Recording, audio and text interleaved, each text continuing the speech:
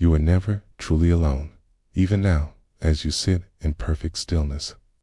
There is whispering inside you, a secret conversation between 100 billion neurons, speaking in sparks and shadows. They don't wait for permission, Tia. They flicker as you read this sentence, shaping meaning from ink, pulling memories from nothingness. Somewhere in your chest, signals race faster than thought, telling your heart to beat. Behind your eyes, silent storms of electricity paint the world into being without sound, without fuss, without you ever knowing. This is your nervous system, a universe of coded light, thrumming beneath the skin. It remembers the burn of a childhood scrape. It flinches before you do. It tumbles into love and panic and longing long before your conscious mind catches up. And tonight, as sleep pulls you under, it will rewrite itself in the dark, carving new pathways, burying old wounds, whispering to a future version of you that hasn't even awakened yet. The story starts where you end in the quiet. The silent conversation began long before you were born. Within the warm darkness of the womb, an intricate network flickered to life, neurons blooming like strange flowers, extending their delicate filaments toward one another in an ancient dance. This was the first movement of your nervous system's endless symphony, playing a score written in sparks and whispers. You don't hear this music, not truly. Even now, as your eyes track these words, the performance continues unseen. A trillion synaptic connections, humming with activity, conducting your every thought, your every breath, your every unconscious twitch. The conductor never raises a baton. The musicians never take a bow. Yet, this hidden orchestra shapes every note of your existence. The players are extraordinary. Neurons stretch through your body like living wires, some nearly a meter long from spine to toe. Their branching tendrils don't quite touch. Instead, they communicate across microscopic gaps called synapses, where chemical messengers leap like dancers mid-pirouette. Dopamine cartwheels with giddy abandon when pleasure strikes. Serotonin glides with stately grace to smooth your moods. GABA hushes overactive circuits with a lullaby's quiet insistence. Each has its role, its rhythm, its perfect timing. Nothing here works in isolation. A thought forms when thousands of neurons fire in precise sequence, like dominoes falling in a cosmic cascade. A memory surfaces when old pathways reawaken, their connections strengthened by time and repetition. Even reflexes, those instantaneous reactions that save you from harm, follow well-rehearsed scores written into your spinal cord. The efficiency is breathtaking. Signals rocket along neural pathways at speeds approaching 270 miles per hour, sheathed in fatty myelin that insulates like the finest velvet. Within milliseconds, a scream translates from concept to sound. A threat transforms into flight. A touch becomes sensation. The lag between thought and action is imperceptible. The coordination, flawless. Yet this system thrives on silence. Like the cacophony of the external world, the clatter of plates, the blare of alarms, your internal communications occur in near-perfect stillness. There is no grinding of gears, no screech of metal on metal. Electricity pulses along neurons with barely a whisper, softer than snow falling on snow. The myelin sheath muffles any stray noise, ensuring messages arrive crisp and intact. But silence doesn't mean simplicity. Your nervous system is a storyteller, weaving narratives from raw sensation. When rain patters against skin, it's not merely reporting temperature. It's recalling childhood storms, conjuring the scent of wet earth, anticipating the coming chill. Each input gets colored by memory and emotion, layered with meaning only you could assign. The fragility lurking beneath this perfection is equally profound. Miss a night's sleep, and neural pathways fog like frosted glass. Sustained stress wears grooves into coping mechanisms until they crack.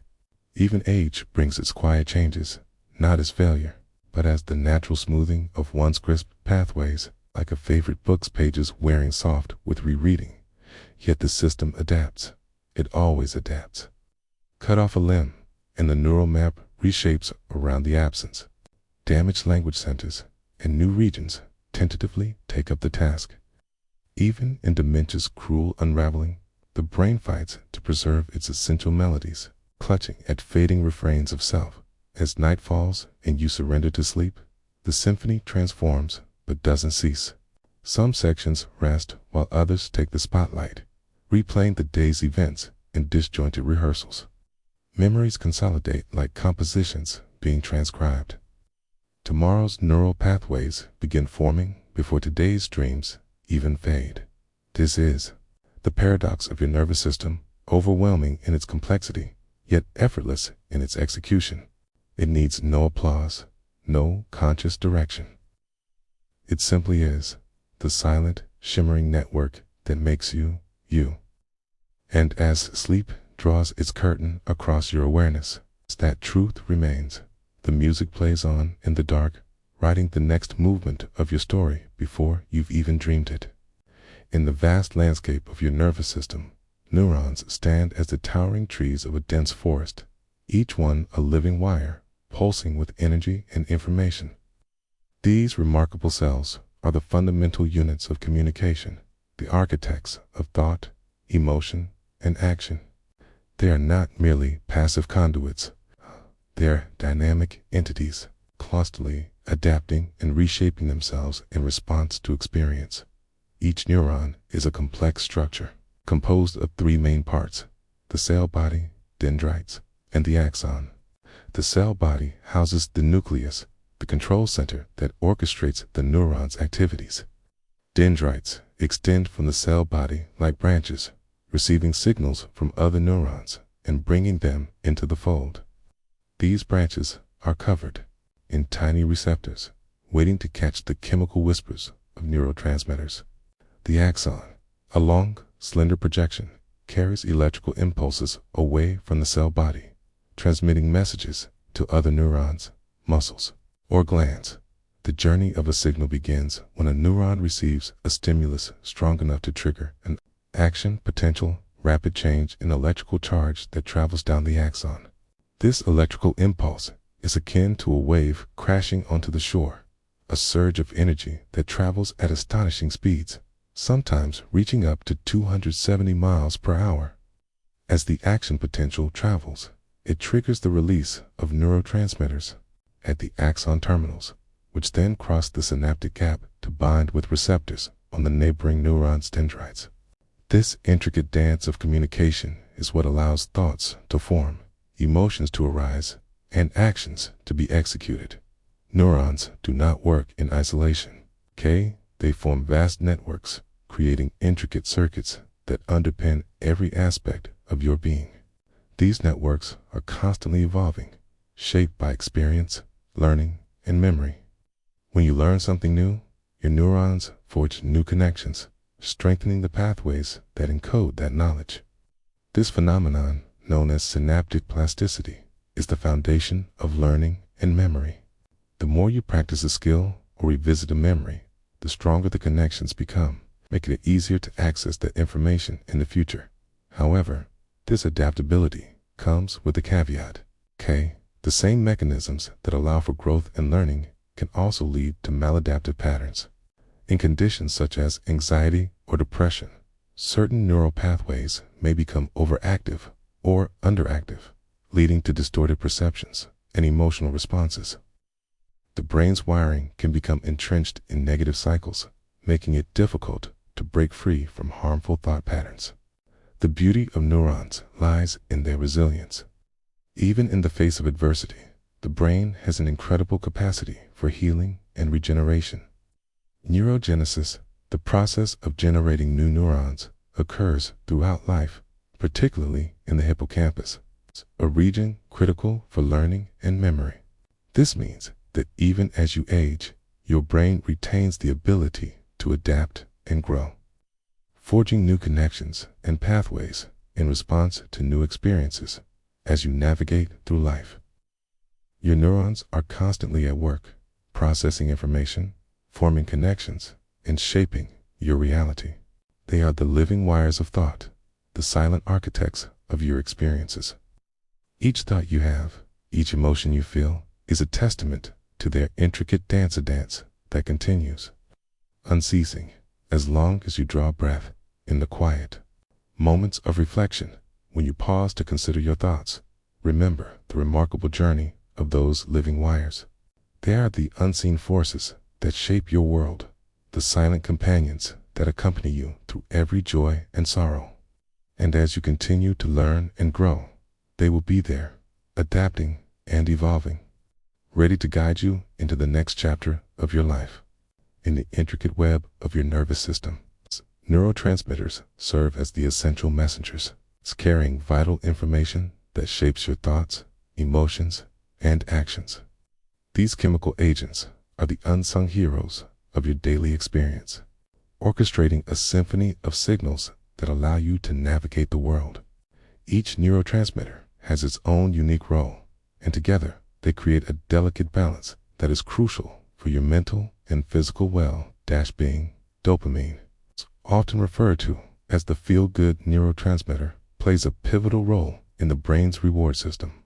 It is the chemical that fuels motivation, pleasure, and reinforcement. When you achieve a goal, whether big or small, dopamine surges through your system, creating feelings of joy and satisfaction. This neurotransmitter is not just about pleasure.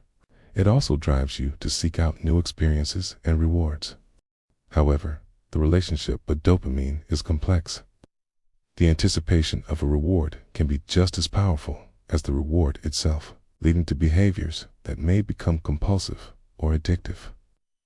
The modern world, with its instant gratifications, has created an environment where dopamine can be both a motivator and a source of imbalance. Serotonin, on the other hand, is often associated with mood regulation. It is the neurotransmitter that helps maintain feelings of well-being and happiness. When serotonin levels are balanced, you experience a sense of calm and contentment. However, when serotonin is low, it can lead to feelings of sadness, anxiety, and even depression. This neurotransmitter is synthesized primarily in the gut, where it plays a crucial role in regulating digestion and gut health. The gut-brain connection is a fascinating area of study, revealing how the health of your digestive system can directly impact your mood and mental health. GABA, or gamma-aminobutyric acid, is the brain's primary inhibitory neurotransmitter. It acts as a counterbalance to the excitatory neurotransmitters, helping to calm the nervous system and reduce anxiety. GABA's role is essential for maintaining a sense of peace and relaxation. When GABA levels are adequate, you can think clearly, sleep soundly, and respond to stresses with a level head. However, when GABA is deficient, anxiety can spiral out of control, leading to panic attacks and overwhelming feelings of unease. Glutamate, the most abundant excitatory neurotransmitter in the brain, is crucial for cognitive functions such as learning and memory. It facilitates communication between neurons, allowing for the formation of new connections and the strengthening of existing ones. While glutamate is essential for brain function, an excess can lead to excitotoxicity, a condition where neurons become overstimulated and can suffer damage. This delicate balance between excitation and inhibition is vital for optimal brain health. The interplay between these neurotransmitters is a dance of balance. When one neurotransmitter is out of sync, it can disrupt the entire system.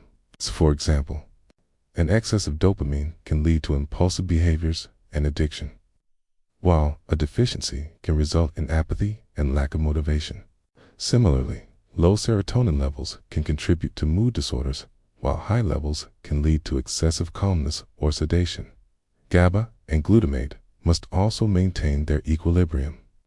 Too much glutamate can lead to anxiety and excitability, while too little GABA can result in a lack of inhibition and increased stress. Understanding the importance of this balance is crucial for mental health. Many mental health disorders, such as depression, anxiety, and bipolar disorder, are linked to imbalances in neurotransmitter levels. Treatments often aim to restore this balance, whether through medication, therapy, or lifestyle changes.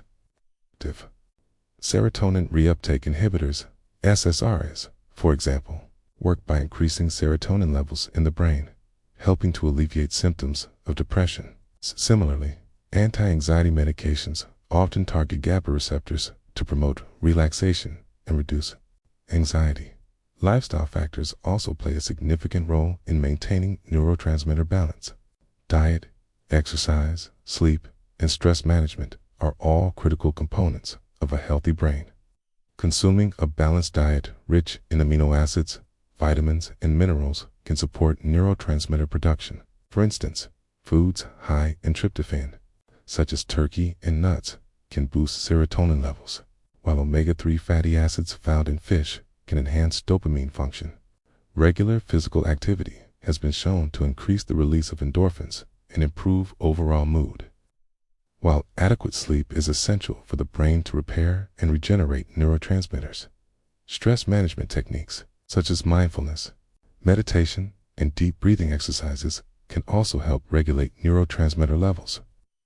Chronic stress can deplete serotonin and GABA, leading to increased anxiety and mood disturbances. By incorporating relaxation techniques into your daily routine, you can promote a healthier balance of neurotransmitters and improve your overall mental well-being as you navigate the complexities of life.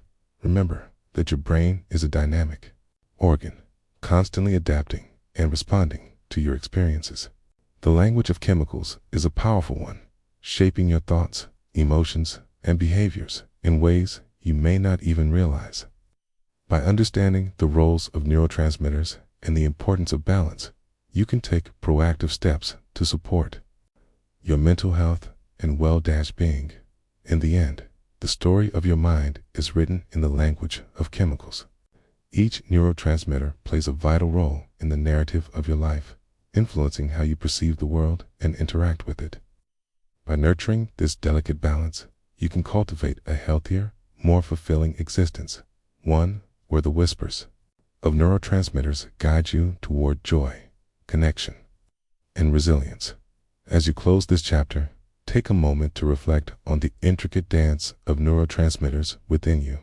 Consider how their interplay shapes your daily experiences and how you can foster a harmonious balance. The journey of understanding your brain's chemistry is ongoing, but with each step, you move closer to unlocking the full potential of your mind. Morning light catches the steam rising from your coffee, just as your hand jerks back from the scalding mug. In the space between heat and reaction, between touch and recoil, something extraordinary happens, but not in the way you might expect. Your fingers didn't move because your brain told them to. They moved before your brain even knew there was danger.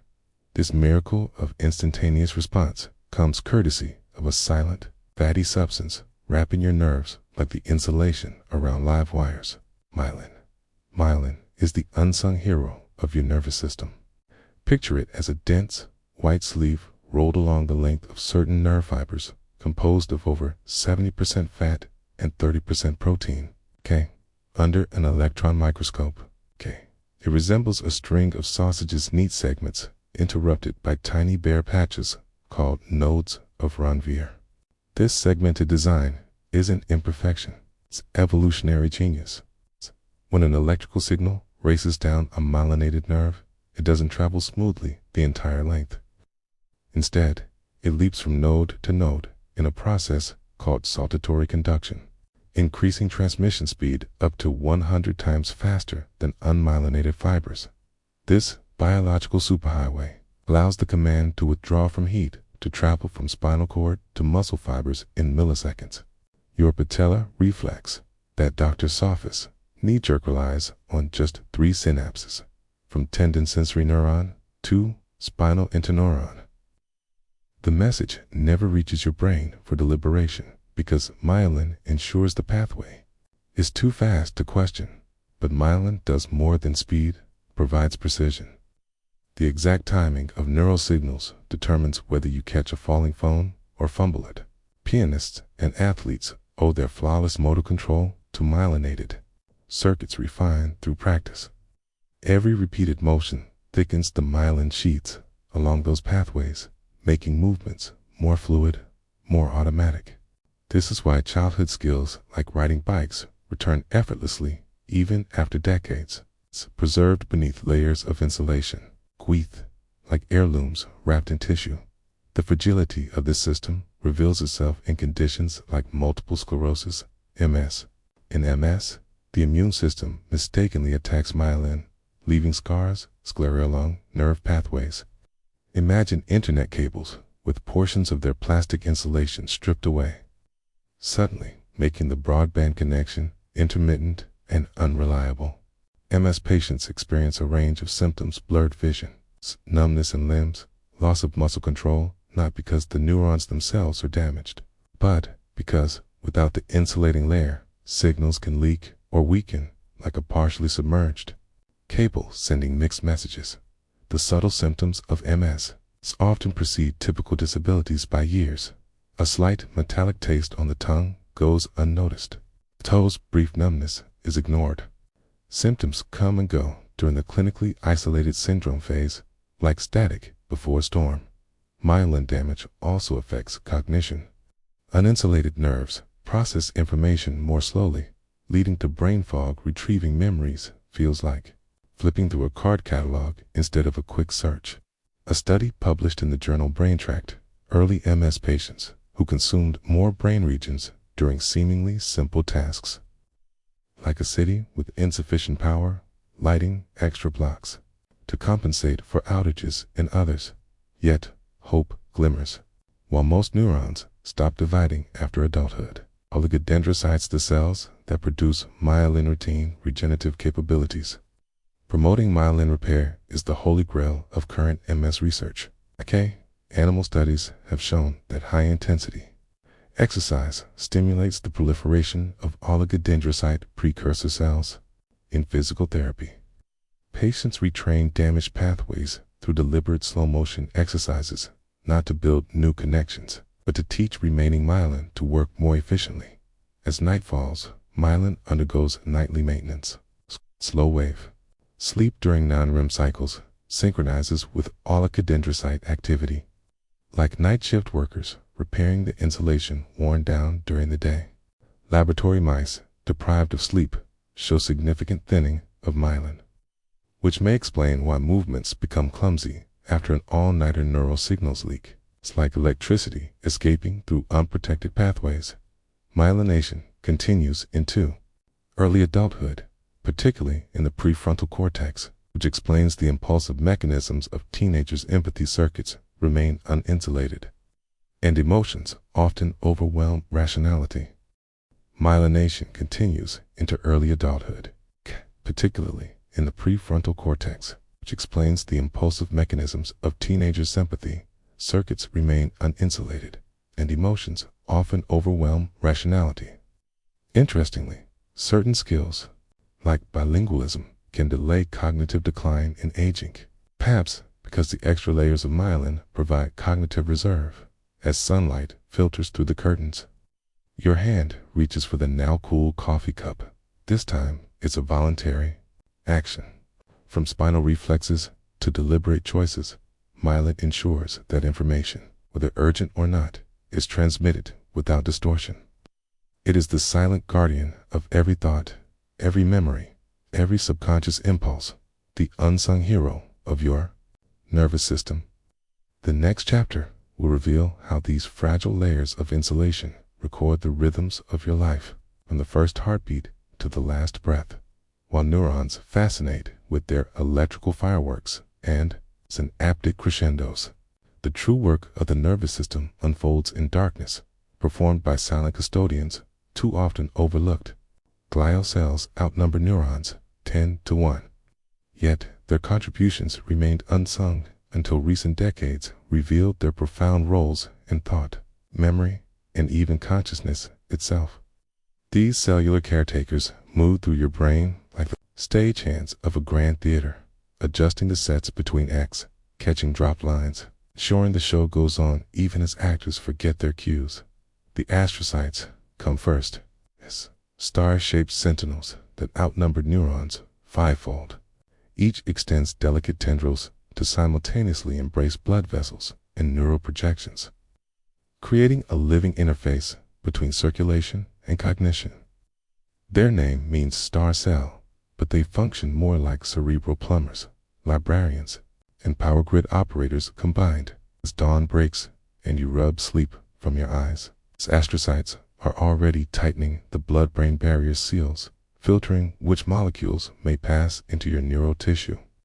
That first sip of coffee sends caffeine molecules knocking at these cellular gates, and astrocytes decide who gets through.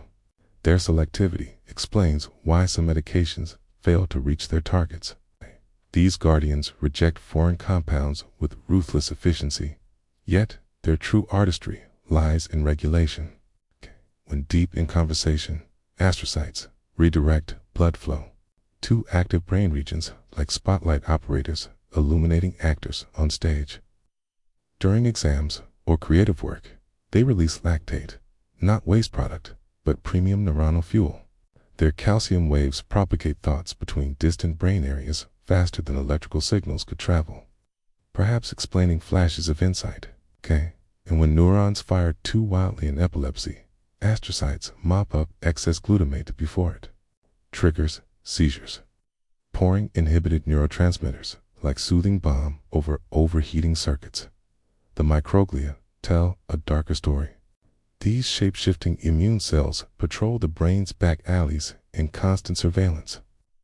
At rest, they resemble spindly bushes, their delicate branches continuously tasting the chemical soup around them.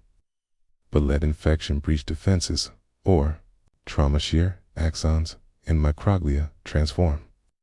Branches retract into thick bodies. They become the brain's phagocytes, consuming debris, dead cells, and toxic proteins with macrophage jaws.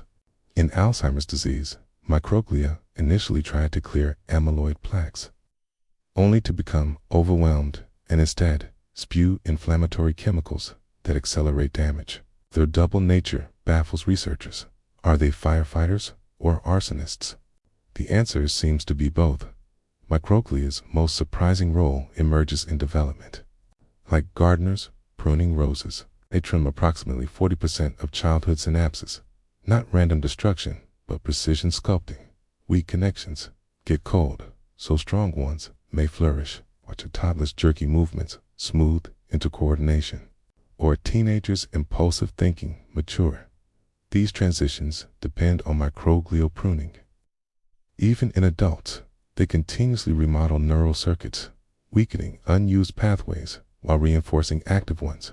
Your ability to forget trivial details and strengthen important memories relies on these cellular landscapers working through the night. The oligodendrocytes present a different kind of genius. While their cousins, the Schwann cells, insulate peripheral nerves, oligodendrocytes myelinate the central nervous system. Each extends up to 50 flattened membrane sheets that spiral around axons with mechanical perfection. Nature's answer to insulated wiring. But this myelin does more than speed signals, modulates their timing with millisecond precision.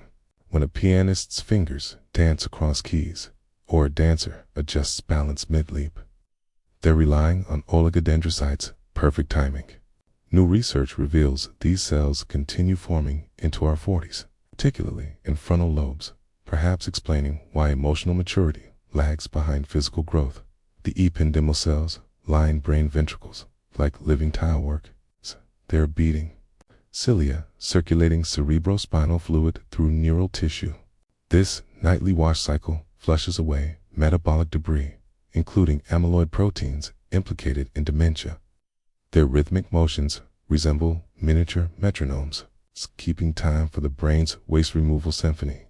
And then there are the NG to glia, enigmatic shapeshifters that may transform into oligodendrocytes after injury, like understudies waiting in the wings.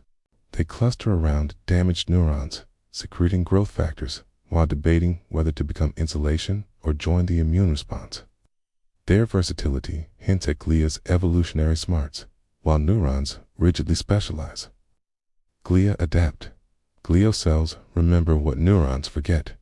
After concussion, striates form scar tissue that both protects and inhibits healing, the nervous system's version of measured twice, cut once, microglia. Maintain immunological memory, responding faster to repeat threats. This cellular memory may explain why second brain injuries often prove more damaging than the first. Their communication networks dwarf neural ones.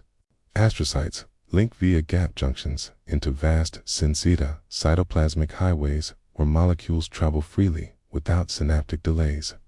Calcium waves ripple through these networks faster than action potentials propagate, suggesting glia may underlie intuition's lightning speed. Some researchers now posit that consciousness itself emerges from neuron-glia dialogues, not just neuronal chatter. The clinical implications dazzle. Depressed patients show reduced astrocyte numbers in mood-regulating regions. Schizophrenia correlates with disrupted oligodendrocyte function. Migraines may stem from astrocyte mishandling of ions. Even autism spectrum disorders show unusual microglial activity during development. Treatments targeting glia, from antidepressants that boost astrocyte function to experimental MS drugs prompting oligodendrocyte regenerations, promise revolutions in neurology. As dusk falls, the caretakers shifts. Astrocytes release adenosine, building sleep pressure. Microglia ramp up synaptic pruning to consolidate memories. Oligodendrocytes produce new myelin segments to replace daily wear. Pure consciousness dims, but their work intensifies repairing, rebalancing, preparing. By sunrise, caffeine will rouse astrocytes to open their gates again. Microglia will resume their surveillance. Oligodendrocytes will grease neural pathways for another day's performance. You, the audience to this cellular ballet, will awaken none the wiser to the silent workforce that makes each thought, each memory, each moment of being possible. Their story continues in darkness, written not in sparks, but in subtle chemistries, in whispered exchanges between cells that shaped minds long before we knew to look for them.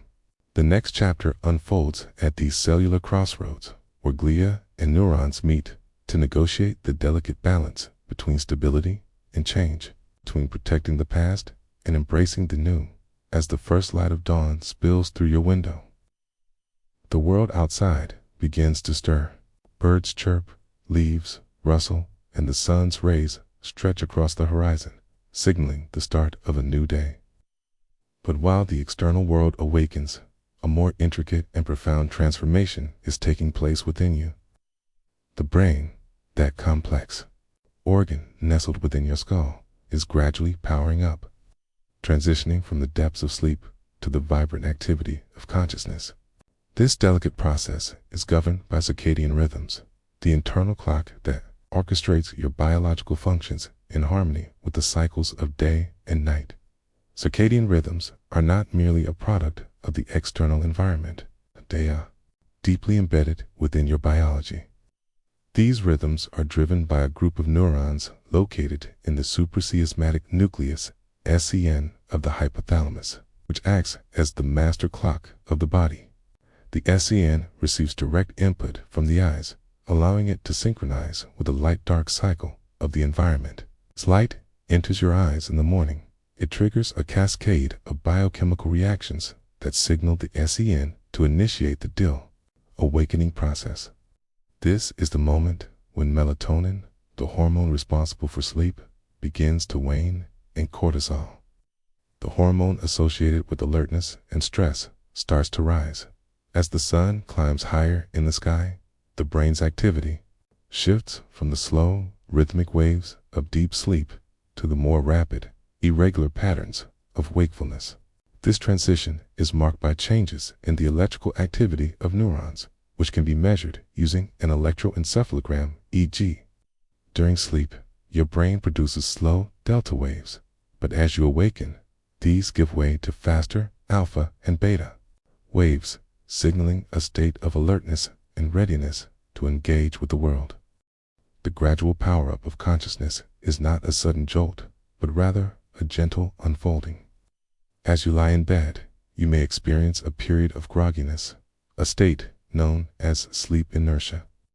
This transitional phase can last anywhere from a few minutes to half an hour, during which your cognitive functions are still sluggish and your body is adjusting to the demands of wakefulness. It is during this time that the brain begins to activate various networks responsible for attention, memory, and decision-making. The prefrontal cortex, the area of the brain associated with higher-ordered cognitive functions, begins to light up as you transition from sleep to wakefulness. This region is responsible for planning, reasoning, and impulse control, and its activation is crucial for navigating the complexities of daily life. As the prefrontal cortex engages, it communicates with other brain regions, including the amygdala, which processes emotions, and the hippocampus, which is essential for memory formation. This intricate interplay between regions allows you to assess your surroundings, recall important information, and prepare for the day ahead.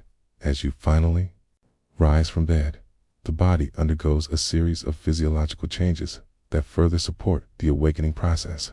Heart rate increases, blood pressure rises, and the respiratory rate quickens, all of which prepare your body for the demands of the day. The release of neurotransmitters such as dopamine and norepinephrine enhances alertness and motivation, providing the mental energy needed to tackle tasks and challenges. The importance of morning light cannot be overstated. Exposure to natural light in the morning helps reinforce your circadian rhythms, promoting a healthy sleep-wake cycle. This is why many experts recommend spending time outdoors shortly after waking, allowing the sun's rays to signal to your brain that it is time to be awake and alert. Conversely, exposure to artificial light, especially blue light emitted by screens, can disrupt these rhythms, leading to difficulties in falling asleep at night and waking up in the morning. As the morning unfolds, the brain continues to fine-tune its functions. The thalamus, often referred to as the brain's relay station, plays a crucial role in filtering sensory information and directing it to the appropriate areas of the cortex. This process allows you to focus on relevant stimuli while ignoring distractions. For example, as you sip your morning coffee, the thalamus helps you concentrate on the rich aroma and flavor while filtering out background noise. The gradual awakening of consciousness is also accompanied by a surge in creativity and problem-solving abilities. Research has shown that the brain is particularly adept at making connections and generating new ideas during the early morning hours. This phenomenon may be attributed to the brain's unique state during this time, where the interplay between different neural networks fosters innovative thinking. Many artists, writers, and thinkers have long recognized the value of morning hours for their creative pursuits, often finding inspiration in the quiet stillness of dawn. As you move through your morning routine, the brain's networks continue to adapt and respond to the tasks at hand. The basal ganglia, a group of structures involved in motor control and habit formation, become increasingly active as you engage in familiar activities such as brushing your teeth or getting dressed. These routines, often performed on autopilot, rely on the brain's ability to automate behaviors, freeing up cognitive resources for more complex tasks. However, the morning is not without its challenges. For many, the transition from sleep to wakefulness can be fraught with difficulties, particularly for those who struggle with sleep disorders or irregular sleep patterns. Insufficient sleep can lead to cognitive impairments, mood disturbances, and decreased overall functioning. The brain's ability to power up effectively relies on the quality and quantity of sleep obtained the night before. This underscores the importance of prioritizing healthy sleep habits, such as maintaining a consistent sleep schedule and creating a conducive sleep environment. As the morning progresses, the brain's activity levels stabilize, and you begin to feel more alert and focused. The gradual awakening of consciousness is a testament to the intricate interplay between biology and environment. A dance that unfolds each day as you rise to meet the world. The brain's gentle power-up is a reminder of the remarkable complexity of human experience, where every thought, emotion, Action is intricately woven together by the rhythms of life. In this delicate balance, the brain prepares you for the challenges and opportunities that lie ahead. Each morning is a fresh start, a chance to engage with the world anew. As you step into the day, remember that the awakening of consciousness is not merely a biological process, but a profound journey of self-discovery and growth. Embrace the morning as a time of possibility, where the brain's gentle awakening sets the stage for the adventures that await as you navigate through the day. The lessons learned from the morning's awakening can guide you in cultivating mindfulness and presence. By recognizing the significance of each moment, you can harness the power of your brain's natural rhythms to enhance your overall well-being. The morning is not just a transition. It is an invitation to embrace the beauty of life, to savor the small joys, and to approach each day with intention and purpose. Your hand jerks back from the scalding pan before the pain registers. A dropped glass sees your foot dart out to catch it midair. A sudden sneeze snaps your eyelids shut like theater curtains. These moments reveal the nervous system's hidden autopilot, reflexes operating in the shadow realm between stimulus, and sizzin, sleaze, incision, a sizzin, snaps, a sudden sneeze, snaps your eyelids, shouts, with our sizzin, snaps your eyelids.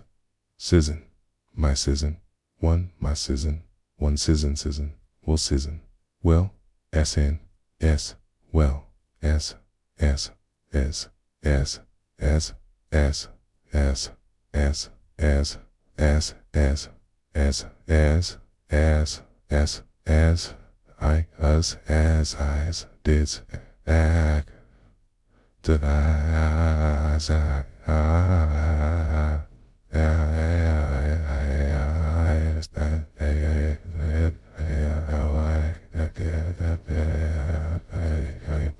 conscious thought, where reactions outpace decisions by precious milliseconds. The classic knee-jerk test at the doctor's office showcases this system's precision. The rubber hammer's tap stretches your patellar tendon by barely a millimeter. Yet, this microscopic movement triggers sensory receptors called muscle spindles.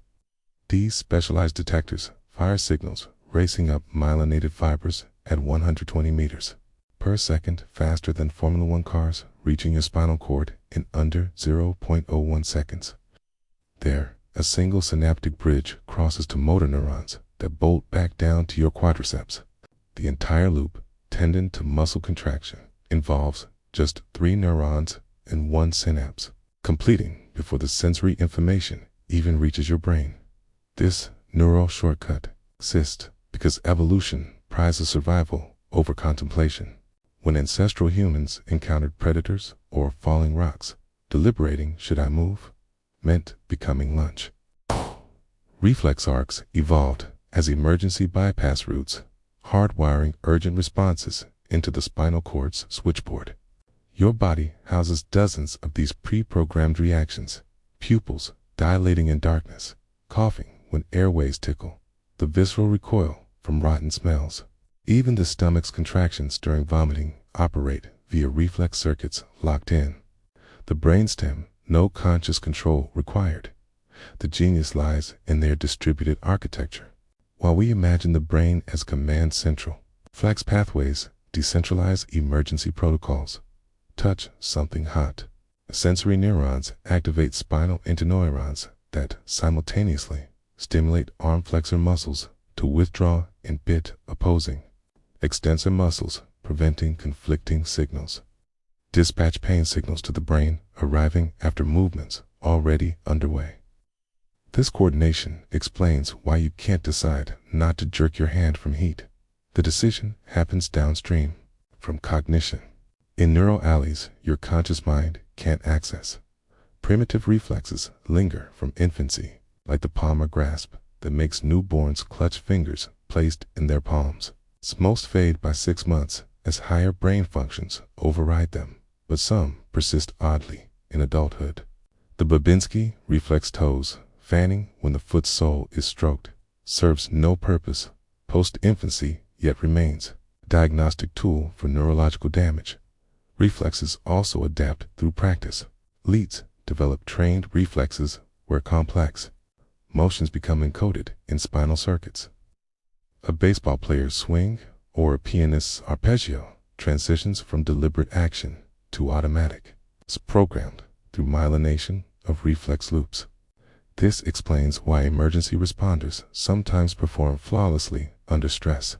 Their bodies execute protocols while their conscious minds reel. The system's fragility reveals itself in disorders like ALS, where dying motor neurons corrupt reflexive commands.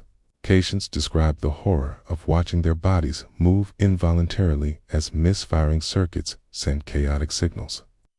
Conversely, spinal cord injuries sever reflex arcs completely, leaving muscles unresponsive below the damage, despite intact brains screaming commands. Yet, even in disruption, the nervous system strives for function. Phantom limb pain may arise from reflexive loops continuing to fire for amputated limbs, the neural map persisting like a ghostly script without actors. Some stroke victims develop synkinesis, where smiling triggers unintended arm movements. Crossed wires in a reflexive rewiring. As dusk falls, reflexes don't sleep so much as change shifts. The startle response heightens a bedtime noise that daytime would ignore, now jolts you upright. The herringbroyer reflex quietly monitors breathing depth, while the anal reflex maintains continence through the night. These silent sentinels work overtime so consciousness can recharge. Morning reveals their learned artistry. That effortless reach for your alarm clock relies on precisely calibrated spinal commands, perfected through thousands of repetitions.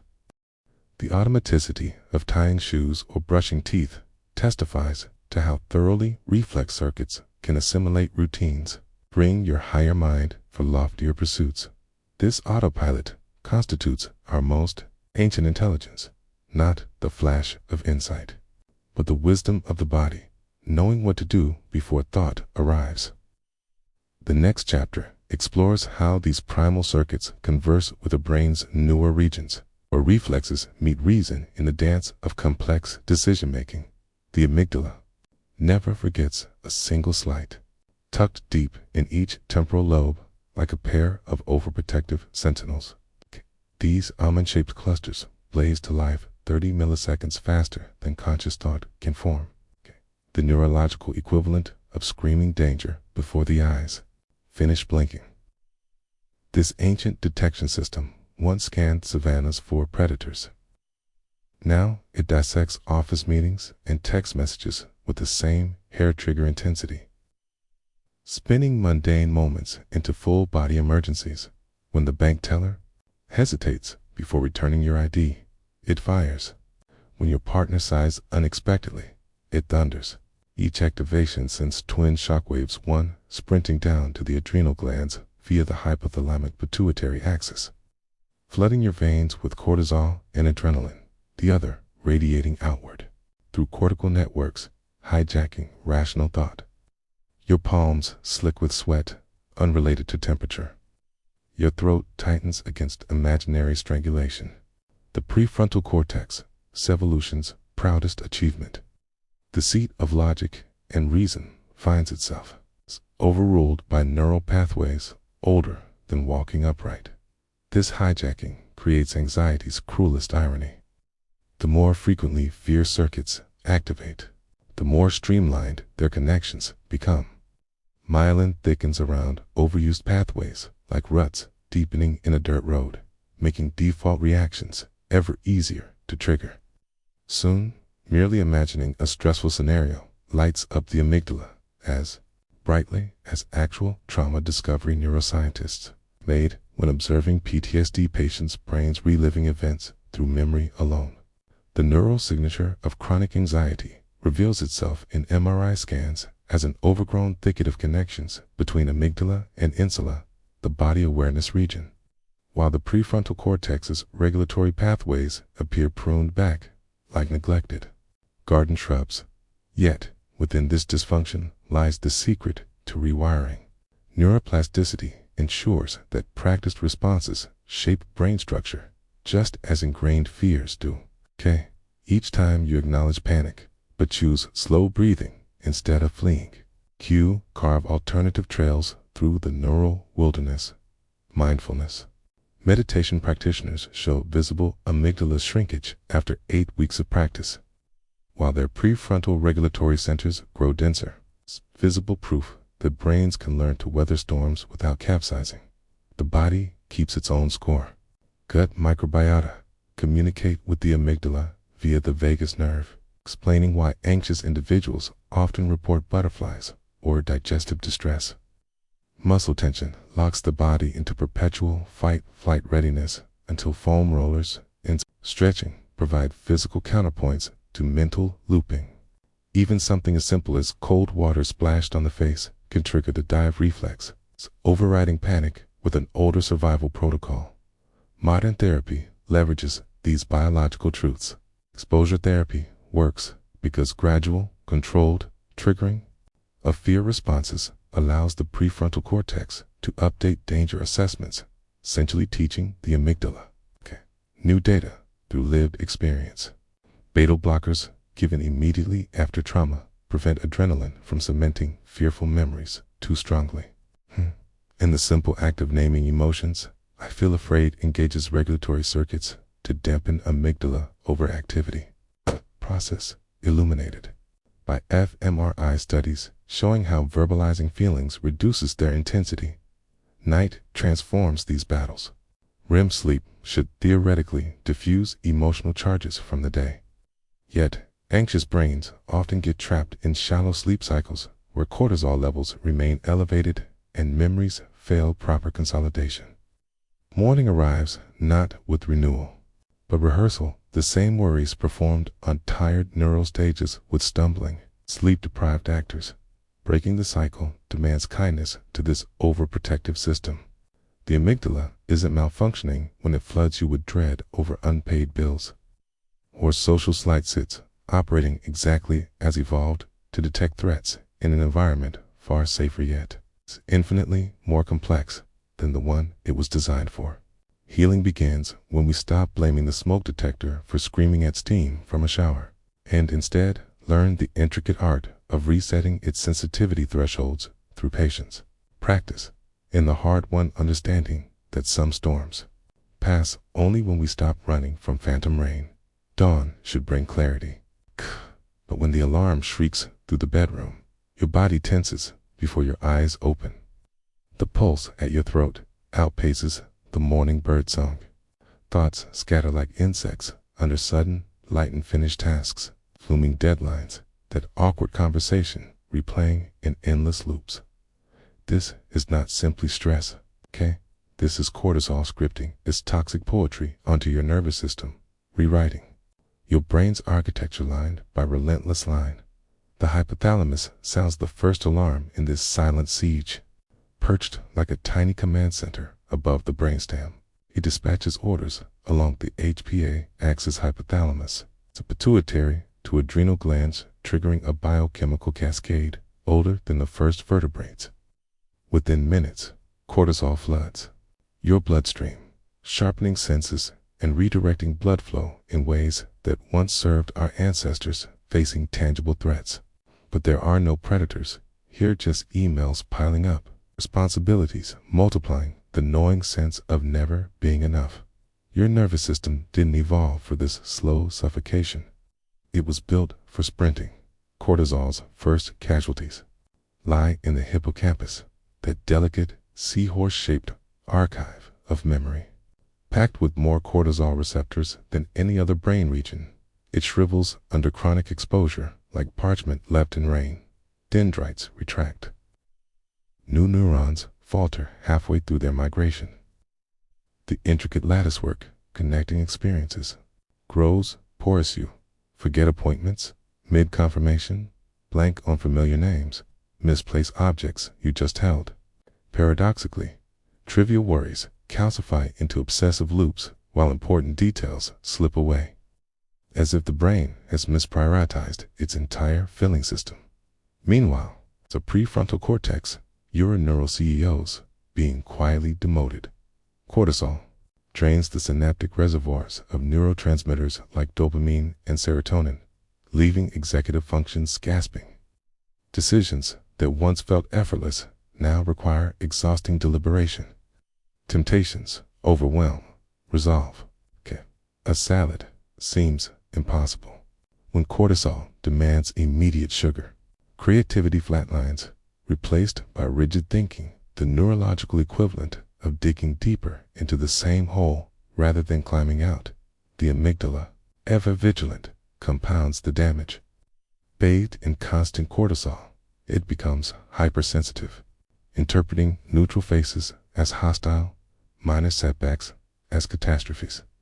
Like fireworks set off by a passing breeze, it sends false alarms flooding through your system. Soon, even ordinary sounds a coworker's sigh, a phone's vibration trigger, micro-flinches you can't control. This is how stress graduates from symptom to syndrome, not as outside pressure, but as your own amplified reactions to ordinary life. The body keeps score in invisible ink. Blood pressure creeps up in increments, too small to notice until medication becomes necessary. The gut lining grows permeable, leaking inflammatory compounds into circulation that fog thinking further. Telomeres, those protective caps on chromosomes that dictate cellular aging, shorten with each cortisol surge. Sleep, the nervous system's nightly reset, fractures into shallow bouts, interrupted by racing thoughts. Yet, we are not prisoners of biochemistry. Recovery begins with rhythms, the circadian kind our adrenal glands crave. Morning sunlight without screens first calibrates cortisol's daily peak to healthy levels. Protein-rich breakfasts provide tyrosine to rebuild depleted neurotransmitters.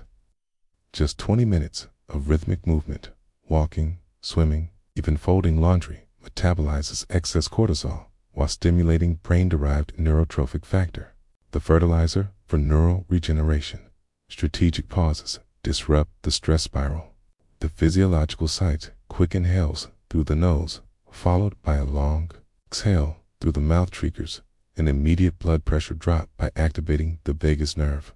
Cold exposure, a splash of water, an ice cube held in the palm, jolts the system into a restorative state called the diving reflex. Even chewing crunchy foods sends proprioceptive signals that soothe an overactive amygdala. The deeper healing comes through perception.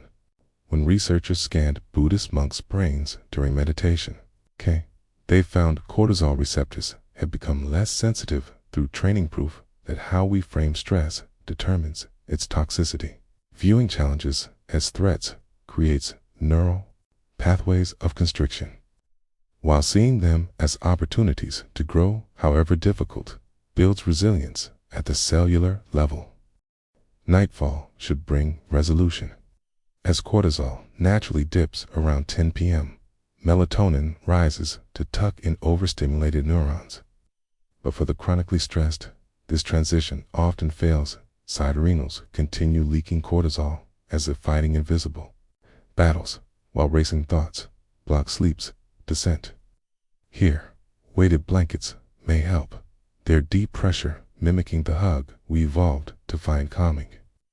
Magnesium glycinate assists muscles in unclenching traces of tension even the mind has forgotten. Some wounds reveal themselves later.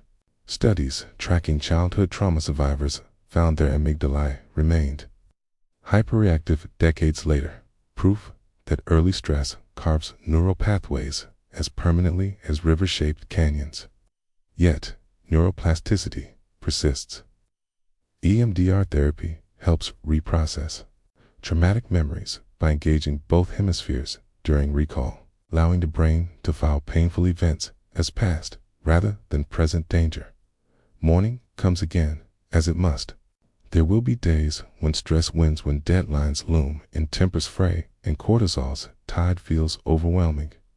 But in understanding its mechanisms, we gain leverage, recognizing that a racing heart is just the body preparing for challenge. That forgetfulness under duress is biology, not personal failing. The goal isn't to eliminate stress. That impossible dream would leave us defenseless, but to ride its waves without drowning, to surf the tide instead of being pulled under by the riptide of our own survival instincts, for all its destruction. Cortisol carries an odd redemption at primes, the very neuroplasticity that allows healing, like controlled burns that prevent worse wildfires. Measured doses of stress strengthen us, while chronic excess wears us down.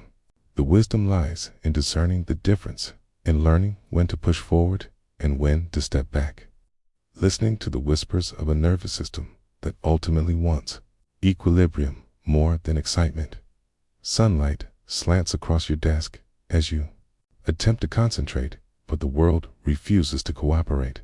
A notification chimes. A coworker laughs down the hall. Your own thoughts scatter like startled birds, each veering off towards some half-formed memory or looming obligation. This struggle isn't just metaphorical. Brain literally battles itself in the chemistry of attention. A neurobiological tug-of-war between focus and distraction playing out across the wrinkled terrain of your cortex. At the center of this conflict sits the prefrontal cortex, the brain's conductor of cognitive orchestras. When properly tuned, it performs a neurological magic trick, erecting an invisible barrier against irrelevance. Functional MRI studies revealed this region lighting up as it suppresses activity in the auditory cortex when you attempt to read in a noisy cafe. The visual cortex, when closing your eyes to focus on a melody, is the default mode network whenever vigilant attention is required. This inhibition doesn't silence distractions so much as lower their volume. It's like a sound engineer muting backup vocals to highlight the lead singer. The neurotransmitters orchestrating this performance work in delicate opposition. Acetylcholine sweeps through parietal and frontal lobes like a stage manager, marking which sensory inputs deserve amplification. Meanwhile, dopamine stabilizes the spotlight, its ebb and flow determining how long you can maintain focus before seeking new stimuli. Trait measured in the genetic variations of dopamine receptor density. Those who naturally sustain attention longer tend to have more efficient dopamine reuptake mechanisms in the striatum, allowing the signal to persist without overstimulation. Yet this system evolved not for concentration, but for survival. Our ancestors needed to detect rustling bushes while skinning game, to monitor children's whereabouts while cooking over fires. The modern equivalent sees you drafting an email while half listening for your name in adjacent conversations. Your brain's ancient threat detection circuits endlessly evaluating peripheral inputs. This explains why true focus feels so fragile. We're fighting millions of years of evolutionary programming that prizes environmental awareness over single-task dedication. Neuroscience, now maps attention's failures with startling precision. ADHD manifests not as a deficit of attention, but as impaired suppression of the default mode network, the mental background noise that generates mind wandering. Brain scans of distracted individuals show simultaneous activation of focus and daydreaming circuits, as if two radio stations play at once. The stimulant medications that help actually boost norepinephrine first, tightening the prefrontal cortex's control over sensory gateways before affecting dopamine levels. The body houses its own focusing tools. The cervical spine's alignment directly influences attentional capacity. When vertebrae compress nerves running to the brain, oxygen and nutrient flow suffer. Many find their concentration improves simply by lifting the chin from its habitual forward slump, aligning the spine's conduit like unkinking a garden hose. Similarly, the gut microbiome produces about 90% of the body's serotonin, which crosses the blood-brain barrier to help regulate attention spans. Individuals with diverse gut flora consistently outperform others on focus-intensive tasks.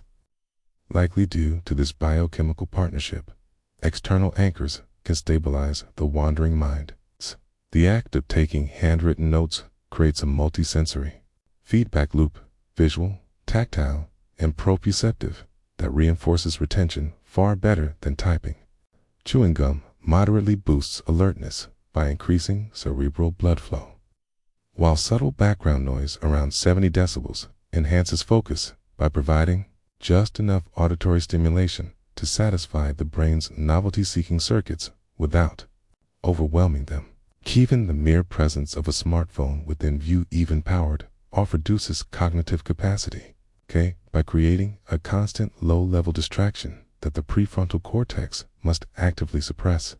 The deepest focus emerges from paradoxical sources. Elite performers and meditators demonstrate a state neuroscientists call transient hypofrontality, not heightened prefrontal activity, but a temporary quieting of the very control centers usually associated with concentration. In these moments, the dorsal attention network, task focus, and default mode network, internal reflection, achieve rare synchrony, allowing complete absorption in the present.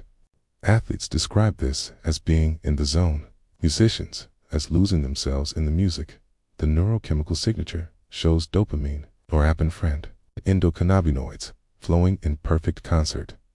Attention's fragility reflects its evolutionary novelty, while emotional responses have roots stretching back to primordial nervous systems.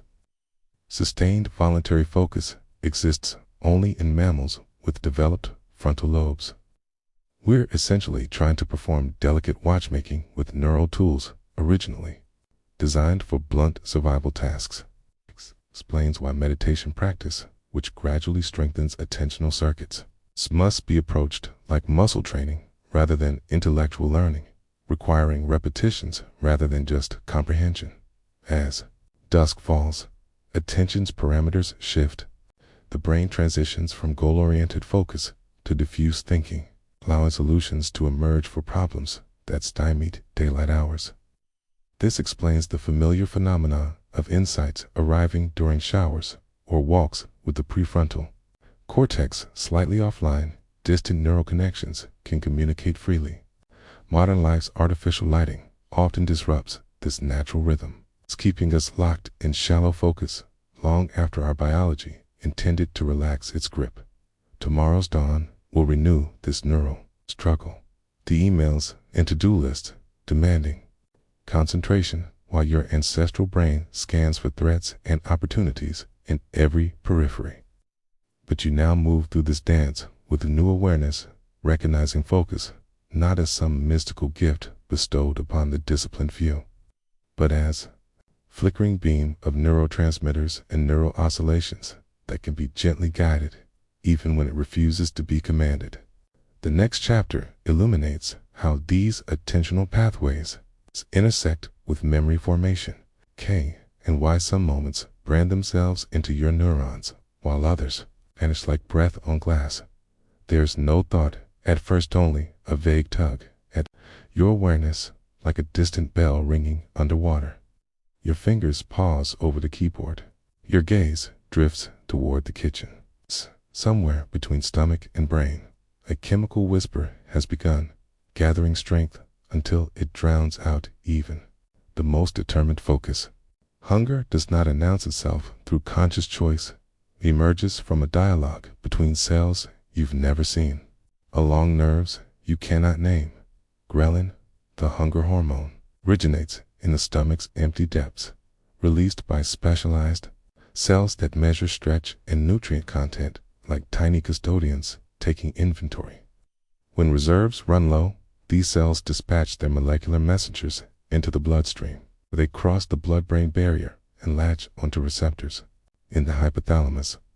This primitive brain region, little changed since our earliest ancestors, responds with electrical urgency, activating neurons that stimulate appetite while suppressing those responsible for satiety. The effect is a physiological command, far older than language.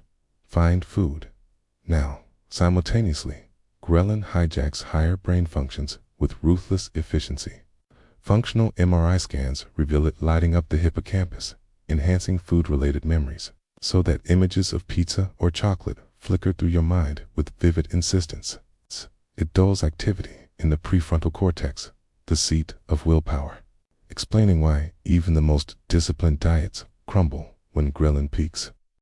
Most insidiously, It alters perception. Its self-studies show hungry individuals perceive hills as steeper and distances as longer, their bodies biasing them toward energy conservation until nourishment arrives. Across this biochemical battlefield stands leptin, the satiety signal. Produced primarily by fat cells, leptin communicates abundance to the brain through a series of long-range neural projections. Where ghrelin shouts, leptin whispers its effects accumulate slowly over hours as fat stores release their chemical missives. In a perfectly regulated system, rising leptin would silence ghrelin's alarms, activate propiomelanocortin neurons to suppress appetite, criction, and restore cognitive clarity. But modernity has sabotaged this dialogue. Processed foods, rich in fructose, dysregulate leptin, signaling by increasing triglycerides that block its passage into the brain. Sleep deprivation elevates ghrelin while suppressing leptin, double assault that leaves night shift workers craving calorie-dense meals. Even artificial sweeteners distort the conversation by priming insulin responses without delivering promised calories. Confusing metabolic pathways evolved for whole foods. The result is an epidemic of false starvation. Bodies, well-fed, yet chemically convinced they're facing famine. The gut speaks its own dialect in this exchange. Enteroendocrine cells lining your intestinal tract detect specific nutrients, fats, amino acids, sugars, and release tailored hormonal responses before food even enters circulation. These cells communicate directly with the brain via the vagus nerve, a biological telegraph wire, transmitting gut feelings in the most literal sense. When you instinctively recoil from spoiled food, it's not just memory, it's work your enteric nervous system has detected microbial threats and sounded alarms through this neural highway. Long before conscious awareness kicks in, microbiome inhabitants add another layer of complexity. Gut bacteria produce neurotransmitters identical to those in human brains, including serotonin, 90% of which originates in the intestines, and gamma-aminobutyric acid GABA.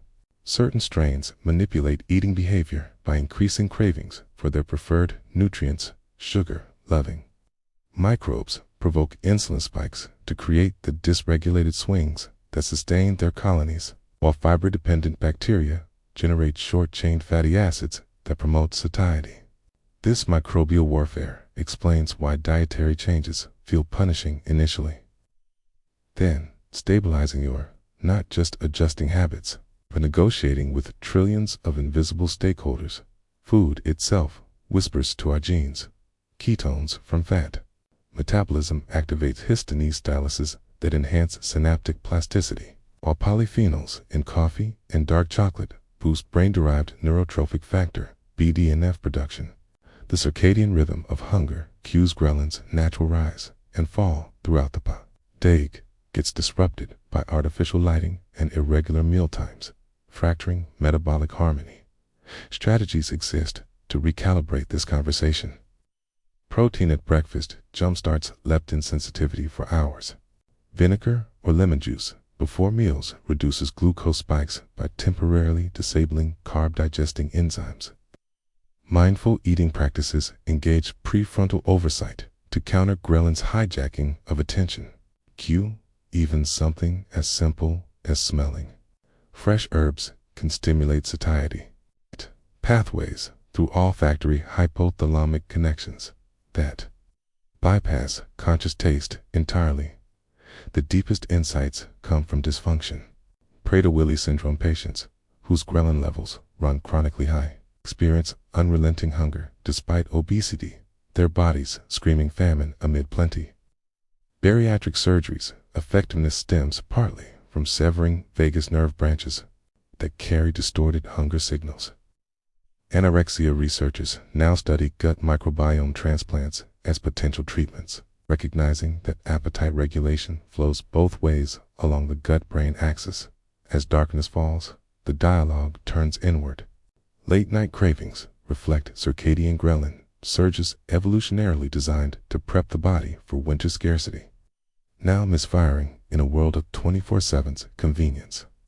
The gut's enteric nervous system remains awake during REM sleep, digesting and communicating while the conscious mind dreams, a reminder that this conversation never truly pauses, only changes tone. Morning will renew the cycle, the stomach's emptiness translating into neural commands, the sizzle of breakfast triggering anticipatory insulin release, the quiet satisfaction of leptin finally signaling enough. But today, you listen differently, hearing not just the rumblings of your stomach, but the echoes of an ancient survival mechanism, now navigating a world its designers could never have imagined. The first spark of pain arrives before the thought can form, a jagged lightning bolt arcing through your nervous system, demanding all attention. Your hand jerks back from the scalding mug, fingers curling instinctively even as the heat's imprint lingers.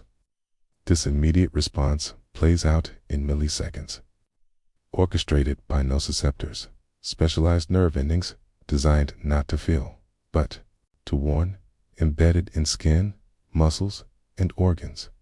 These bare nerve endings lack the usual protective sheathing.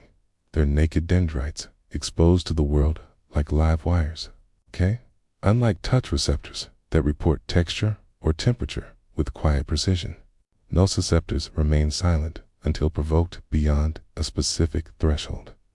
Then they scream, firing action potentials at maximum frequency with no gradation, the neurological equivalent of slamming every alarm simultaneously. The signal takes parallel paths. Fast myelinated delta fibers carry the sharp first wave. Hot. Withdraw now. Speeds approaching 150 miles per hour. Slower side fibers follow with the throbbing aftermath damage sustained. Proceed with caution. Their unmyelinated pathways conducting at a mere 2 miles per hour. This delay creates pain's distinctive double sensation, the initial bright slash followed by the spreading ache, like aftershocks following an earthquake. Your spinal cord transforms these signals in transit. The dorsal horn acts as a biochemical mixing board, modulating pain's volume before it reaches the brain.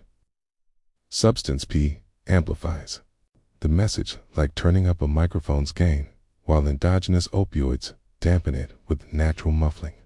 This explains why battlefield soldiers may notice grave injuries only later. Survival chemicals have temporarily muted nociception's alarms when the signals finally reach the thalamus. K, the brain's relay station, orchestrates a full-body response.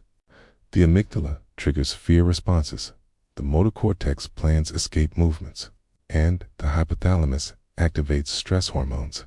Remarkably, primary somatosensory cortex activation correlates not with pain intensity, but with its precise location, while anterior cingulate cortex activity reflects emotional suffering, separating the where from the how. Awful, acute pain follows an expected arc, flare, recovery, fading memory. Sometimes the alarm fails to silence.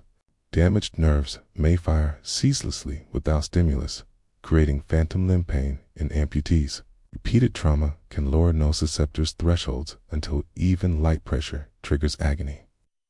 Central sensitization sees the spinal cord's volume knobs stuck on high, amplifying normal signals into debilitating pain long after tissue heals. Yet pain's complexity reveals surprising interventions. Placebo analgesia works not through imagination, but by triggering actual opioid release, measurable on PET scans. Mirror therapy tricks amputees' brains into seeing moving phantom limbs, often relieving pain more effectively than drugs.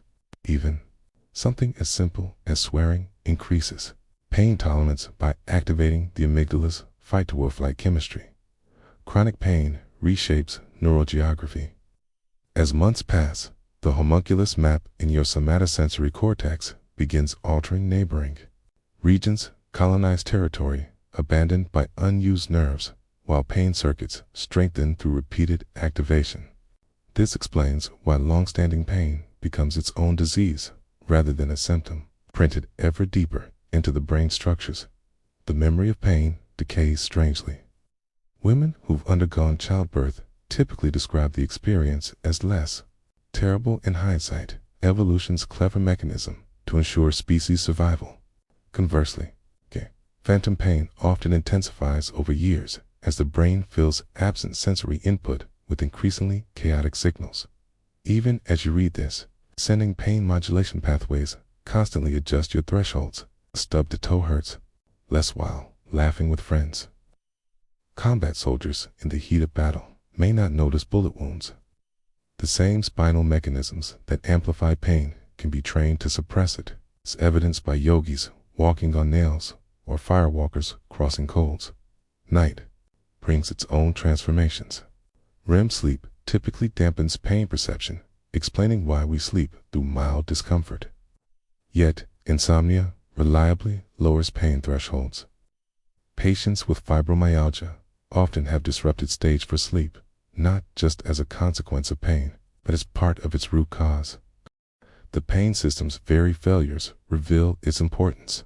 Congenital insensitivity to pain (CIP) often proves fatal in childhood, as sufferers fail to avoid burns, infections, or joint damage. Their bodies contain all the neural hardware for experiencing the world, except the alarms that say, "This will harm you."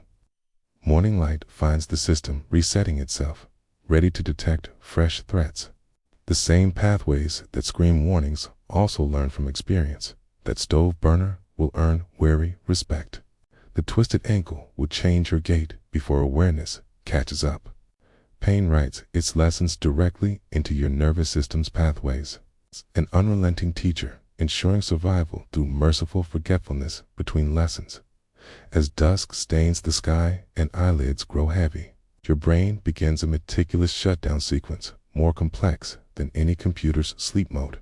Light fades from the retina, signaling the suprachiasmatic nucleus to trigger melatonin's release. Not a sleeping pill, but a biochemical whisper urging neural activity to quiet. The transition from wakefulness to sleep isn't an absence, but an elaborate metamorphosis, folding in stages as precise as a ballet's choreography. The first surrender comes with alpha waves, those smooth oscillations between 8 to 12 hertz that ripple across the cortex when eyes close and wakeful thinking dissolves. These gentle undulations mark the brain stepping back from active engagement, an intermission between acts. Next appear the theta waves of stage 1 sleep, slower still at 4 to 7 hertz, accompanied by sudden hypnic jerks that startle you back to awareness, an evolutionary holdover from when primates needed to check for danger while nodding off in trees. Stage 2 announces itself with sleep spindles, sudden bursts of 11 to 16 hertz. Activity generated by the thalamus to shield slumber from external disturbance. These neural baffles suppress sounds, touches, smells that might otherwise rouse you, though the brain maintains enough vigilance to instantly recognize its owner's name, whispered across the room. Potassium floods between neurons, increasing the threshold required to fire and encouraging the rise of delta waves, slow oscillations below 4 hertz. That characterize deep sleep's embrace, as delta predominates in stages 3 and 4. The brain enters its most mysterious phase. Blood flow decreases to cortical regions, while increasing to cerebrospinal fluid channels. Glial cells swell to 60% their waking size, widening the spaces between neurons to allow efficient flushing of metabolic debris. Beta amyloid plaques linked to Alzheimer's are cleared at double daytime rates. The brain literally scrubbing itself clean in ways still not fully understood. Inside individual neurons, the chemistry transforms completely. Glycine and GABA levels rise to dampen excitatory signaling, while calcium channels close to prevent long-term potentiation, effectively freezing synaptic plasticity, so no new memories form during these hours of repair. Growth hormone surges, targeting muscle and bone rather than brain tissue, which explains why children's deepest sleep coincides with major growth spurts. The autonomic nervous system follows its own rhythm. Heart rate slows to match the delta wave oscillations, while core temperature drops by 1 to 2 degrees Fahrenheit, a necessity for protein synthesis and cellular repair. Even the gut microbiome modulates its activity in response to these changing conditions, producing metabolites that will influence tomorrow's cravings and mood. Dreams rise and fade in this laboratory of the unconscious, particularly during REM phases that punctuate the night like punctuation marks. The pons paralyzes skeletal muscles from the neck down, while the amygdala processes emotional memories in flickering bursts. Breathing grows irregular, pupils dart beneath lids, and the brain's metabolic rate often exceeds waking levels, as if the mind works harder processing the day when unshackled from sensory input. Morning arrives gradually, reversing the sequence. Delta waves recede as sleep spindles reappear. Then theta waves, while core temperature begins rising exactly 90 minutes before wakefulness. Melatonin production ceases, and cortisol starts its morning surge just as the alarm sounds, if properly synchronized. Those who wake groggy often do so mid-cycle, catching their brain in deep sleep rather than the lighter stages, more amenable to transition. The implications of this nightly reset radiate outward. The deeper the slow-wave sleep, the more emotional stability people display the next day, likely due to the amygdala's overnight recalibration. Similarly, motor skills improve after sleep, not simply from rest, but from actual structural changes as the basal ganglia consolidates procedural memories, reinforcing patterns formed during practice. Even creativity often blossoms upon waking, as disparate ideas synthesized overnight emerge fully formed. Countless experiments demonstrate the price of disrupting this cycle. Rats deprived specifically of deep sleep die within weeks, not from stress, but from catastrophic metabolic failure. Humans denied slow-wave sleep show leaky gut barriers and impaired immune function, even after just one night. Conversely, afternoon naps rich in delta waves can enhance evening focus more effectively than caffeine by completing the brain's interrupted housekeeping. Yet, mysteries remain. Why does deep sleep decrease with age, even as its necessity remains? How do some birds and marine mammals sleep with only half their brain at a time? What explains the rare individuals who thrive on just 4 hours when most require nearly double? The research continues, but one truth persists. The stillness of deep sleep harbors an activity more vital than most waking hours, a nightly resurrection, preparing mind and body to meet the dawn renewed. The stage lights dim as consciousness retreats, but behind the velvet curtains of closed eyelids, an entirely different production begins its nightly run. This is no random spectacle. Your dreaming mind enters a reality more vivid than waking life, where time stretches and compresses, where the dead speak freely, where you can fly one moment and forget how to scream the next.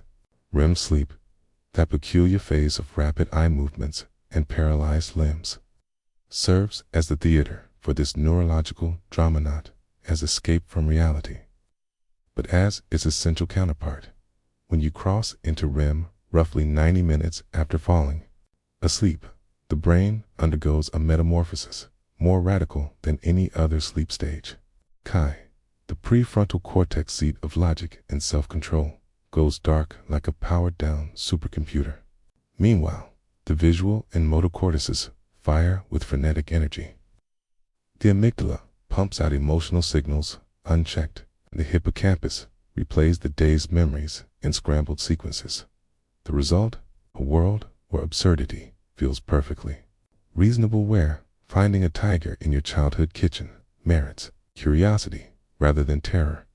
The eyes dart beneath their lids, not randomly, but in precise correlation with dream action. Studies tracking eye movements in sleep labs reveal remarkable consistency when dreamers report looking at something in their dream. Their physical eyes move in corresponding directions. Even born blind individuals experience these REM movements, though their dreams construct reality through touch, sound, and spatial awareness rather than visual imagery. The paralysis accompanying REM, called atonia, serves a vital function. Without it, you'd physically act out every dream, from running from monsters to swinging imaginary tennis rackets.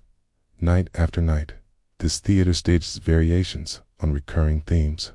The ubiquitous, naked in public dream reflects social anxiety circuitry activating without frontal lobe oversight. Teeth falling out dreams correlate strongly with real-life feelings of powerlessness. Pursuit dreams, weathered by monsters, criminals, or faceless threats, activate the same survival pathways our ancestors used to rehearse predator evasion. Contemporary stress manifests as malfunctioning phones, missed trains, or losing control of vehicles. Modern metaphors for helplessness, but dreams do far more than dramatize worries. The limbic system processes emotional memories during REM, stripping away painful intensity while preserving lessons. PTSD research shows that increased REM sleep following trauma predicts better psychological recovery, as if the brain needs these nocturnal rehearsals to file horrific events properly. The bizarre dream scenarios likely help by mixing traumatic material with unrelated memories, creating new associations that dilute raw emotion like homeopathic dilution. Creative problem solving skyrockets after REM sleep. Dmitri Mendeleev famously conceived the periodic table structure in a dream, while Paul McCartney awoke with a melody for Yesterday fully formed. Neuroscience now explains these breakthroughs. REM allows the brain to make distant connections by combining recent memories with archived knowledge, free from the prefrontal cortex's rigid categorizations. The same process that has you conversing with deceased relatives also enables innovative solutions inaccessible to waking logic.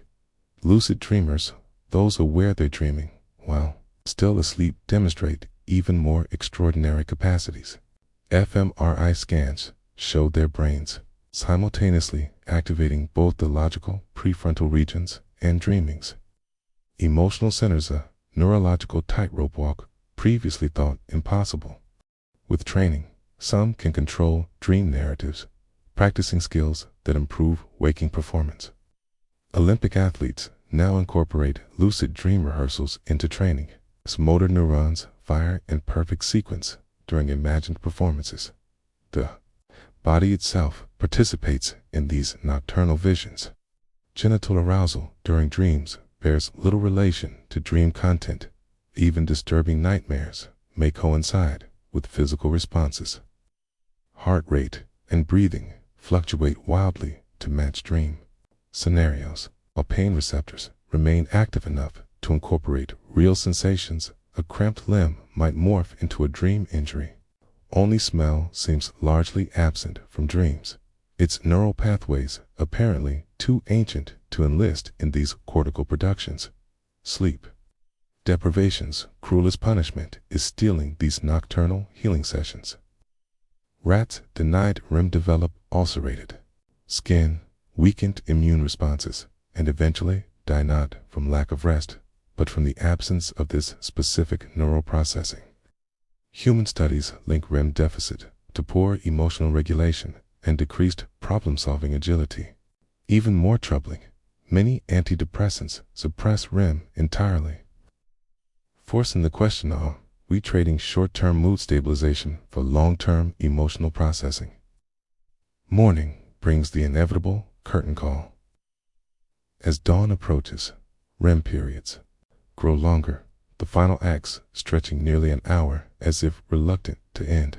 She surface from dreams unevenly emotional content, lingering while narrative details evaporate like mist. This explains why dream journals prove essential for recall. The very act of remembering a dream alters its neural encoding, making subsequent recall easier. Within minutes, 95% of dreams vanish forever unless captured in words. Tonight's performance will differ entirely from last night's, yet follow the same mysterious script written by evolution. The mind's nightly theater offers more than entertainment. Its dress rehearsal for survival. It's emotional alchemy, transforming leaden experiences into psychological gold. It's creative workshop where inspiration strikes without bidding. The stage lights dim as consciousness retreats, but behind the velvet curtains of closed eyelids, an entirely different production begins its nightly run. This is no random spectacle. Your dreaming mind enters a reality more vivid than waking life, where time stretches and compresses, where the dead speak freely, where you can fly one moment and forget how to scream the next. REM sleep, that peculiar phase of rapid eye movements and paralyzed limbs, serves as the theater for this neurological drama, as escape from reality, but as its essential counterpart. When you cross into REM, roughly 90 minutes after falling asleep, the brain undergoes a metamorphosis more radical than any other sleep stage. The prefrontal cortex seat of logic and self-control goes dark like a powered-down supercomputer. Meanwhile, the visual and motor cortices fire with frenetic energy. The amygdala pumps out emotional signals unchecked, and the hippocampus replays the day's memories in scrambled sequences. The result? A world where absurdity feels perfectly reasonable, where finding a tiger in your childhood kitchen merits curiosity rather than terror. The eyes dart beneath their lids, not randomly, but in precise correlation with dream action. Studies tracking eye movements in sleep labs reveal remarkable consistency when dreamers report looking at something in their dream. Their physical eyes move in corresponding directions. Even born blind individuals experience these REM movements, though their dreams construct reality through touch, sound, and spatial awareness rather than visual imagery. The paralysis accompanying REM, called atonia, serves a vital function. Without it, you'd physically act out every dream, from running from monsters to swinging imaginary tennis rackets. Night after night, this theater stages variations on recurring themes. The ubiquitous naked in public dream reflects social anxiety circuitry activating without frontal lobe oversight. Teeth falling out dreams correlate strongly with real-life feelings of powerlessness. Pursuit dreams, whether by monsters, criminals, or faceless threats, activate the same survival pathways our ancestors used to rehearse predatory evasion. Contemporary stress manifests as malfunctioning phones, missed trains, or losing control of vehicles, modern metaphors for helplessness. But dreams do far more than dramatize worries. The limbic system processes emotional memories during REM, stripping away painful intensity while preserving lessons. PTSD research shows that increased REM sleep following trauma predicts better psychological recovery, as if the brain needs these nocturnal rehearsals to file horrific events properly. The bizarre dream scenarios likely help by mixing traumatic material with unrelated memories, creating new associations that dilute raw emotion like homeopathic dilution. Creative problem-solving skyrockets after REM sleep. Dmitri Mendeleev famously conceived the periodic table structure in a dream, while Paul McCartney awoke with the melody for Yesterday fully formed. Neuroscience now explains these breakthroughs. REM allows the brain to make distant connections by combining recent memories with archived knowledge, free from the prefrontal cortex's rigid categorizations. The same process that has you conversing with deceased relatives also enables innovative solutions, inaccessible to waking logic. Lucid dreamers, those aware they're dreaming while still asleep, demonstrate even more extraordinary capacities.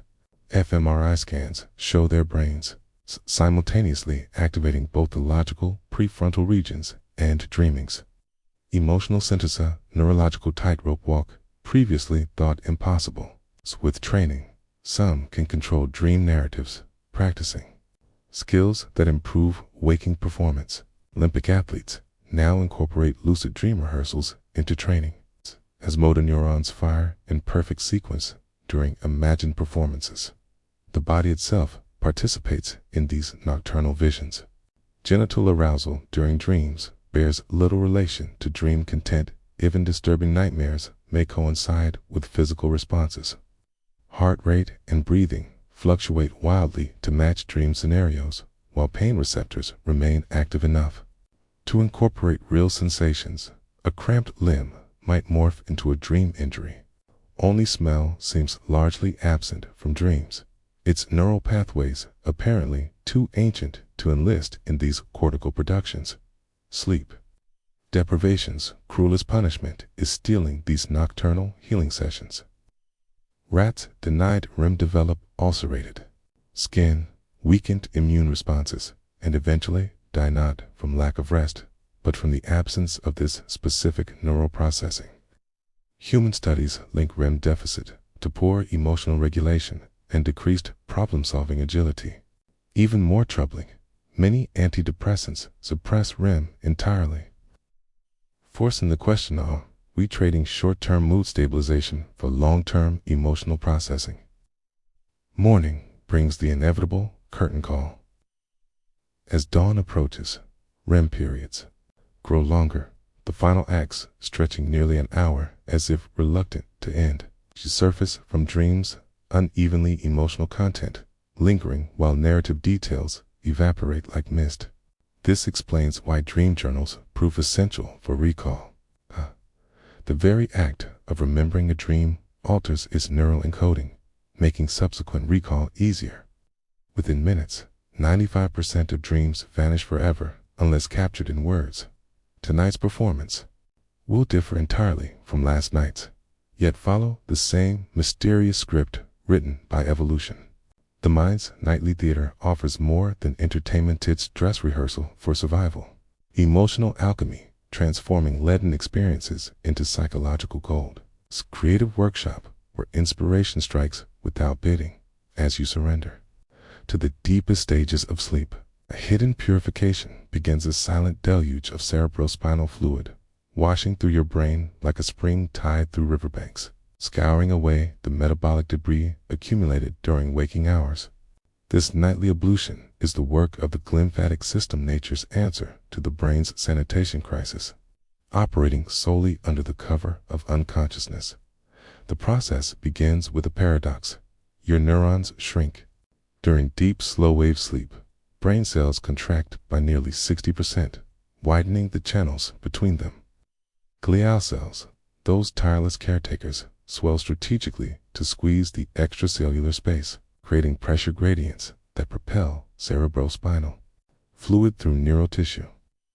The fluid doesn't merely trickle, it pulses rhythmically, synchronized with the slow oscillations of deep sleep. Each wave pushing toxins toward the lymphatic vessels lining the sinuses. What exactly gets flushed? The day's accumulated detritus beta amyloid plaques implicated in Alzheimer's, tau proteins linked to neurodegeneration, lactic acid from hours of firing neurons. Studies injecting tracer dyes revealed the system's ruthless efficiency. Markers injected into awake brains linger stubbornly, while those introduced during deep sleep get swept away with remarkable haste. The cleansing follows precise hydraulic principles, faster in the forward direction, slower in drainage, creating a current that pulls waste products like a river current carries fallen leaves. Timing is everything. Its thalamic system operates at maximum capacity during the first half of the night when slow-wave sleep dominates. By contrast, REM sleep sees markedly reduced flow, perhaps explaining why extended REM periods without adequate deep sleep leave people feeling unrested despite lengthy time in bed. The cerebrospinal fluid's composition itself changes cyclically. Time levels of amyloid beta rise steadily, then plummet during the initial hours of sleep, like asyncs draining after the plug is pulled. The spine acts as conduit and collaborator. Cerebrospinal fluid produced in the brain's ventricles descends through the central canal of the spinal cord before rising again through brain tissue, creating a continuous loop.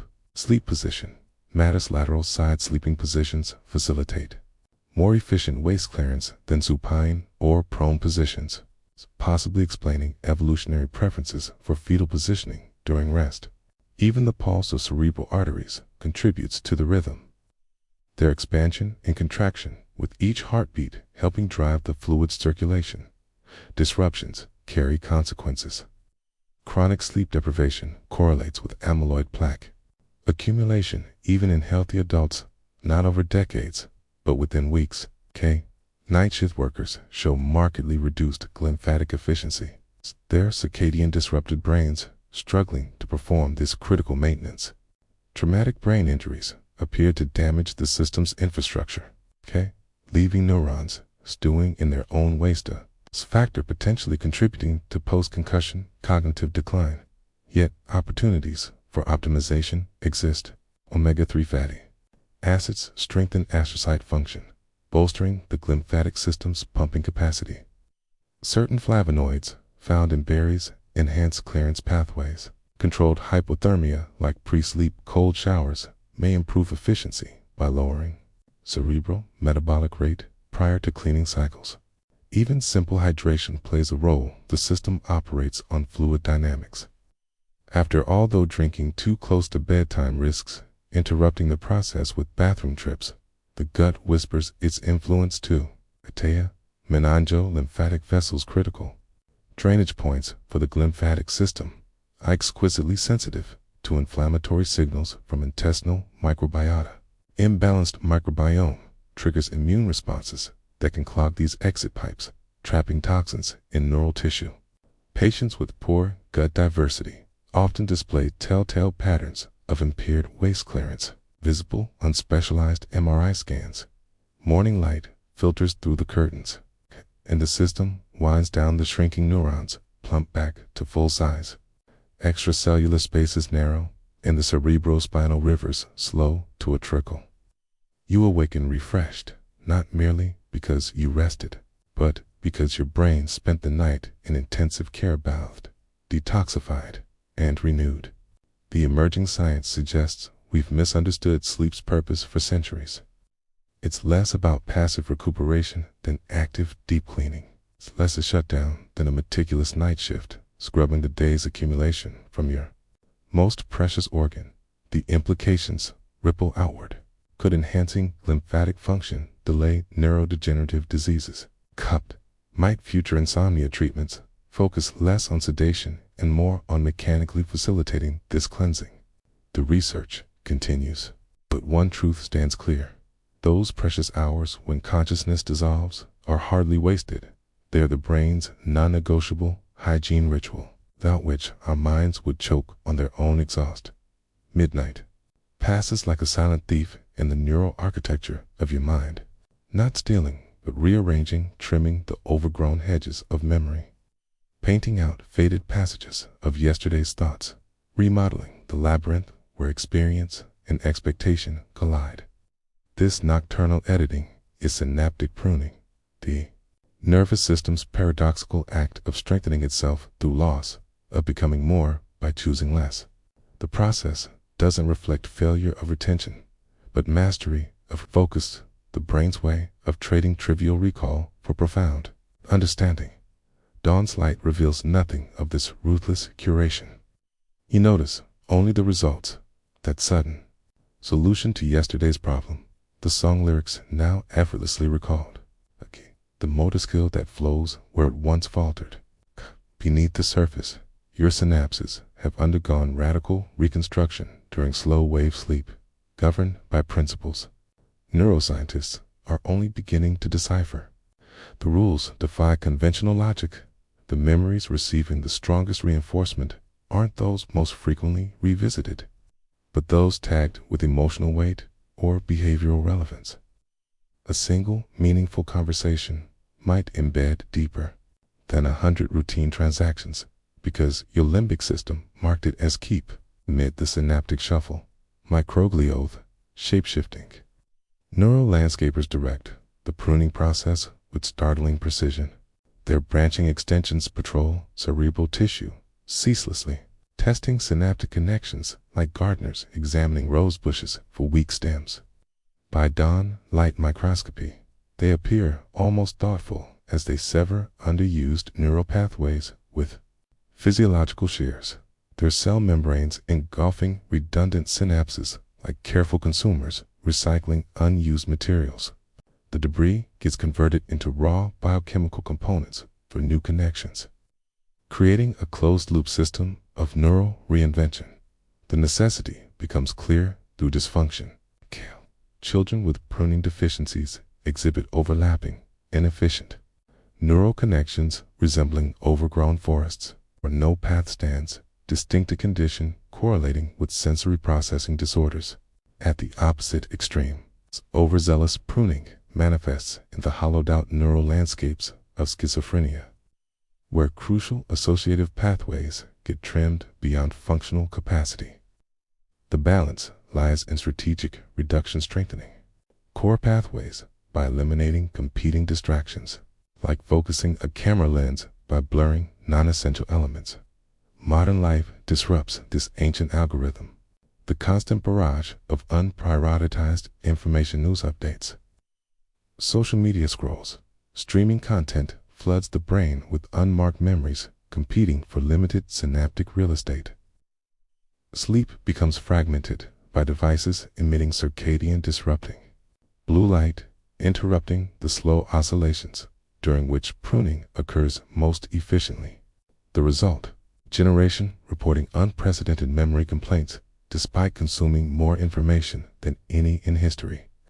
Their neural gardens choking on untended intellectual weeds, yet redemption flickers in unexpected places. Mnemonic devices work because they give the brain obvious tags for synaptic preservation. The more bizarre the association, stronger the microglia do not prune signal. Spaced repetition leverages pruning's counterpart, long-term potentiation, by reactivating pathways just as they verge on being trimmed. Even mundane actions, like handwriting notes, favor retention by combining motor, visual, and conceptual memory traces into mutually reinforcing neural bundles too. Substantial for microglial scissors, the artistry lies in pruning's precision.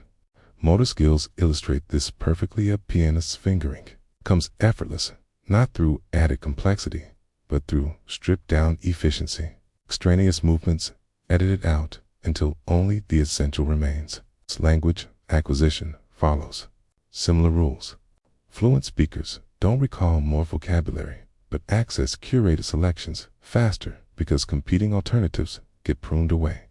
Expertise in any field reflects this distillation. Not knowing everything, but knowing exactly what to disregard. Morning light reveals the night's invisible work.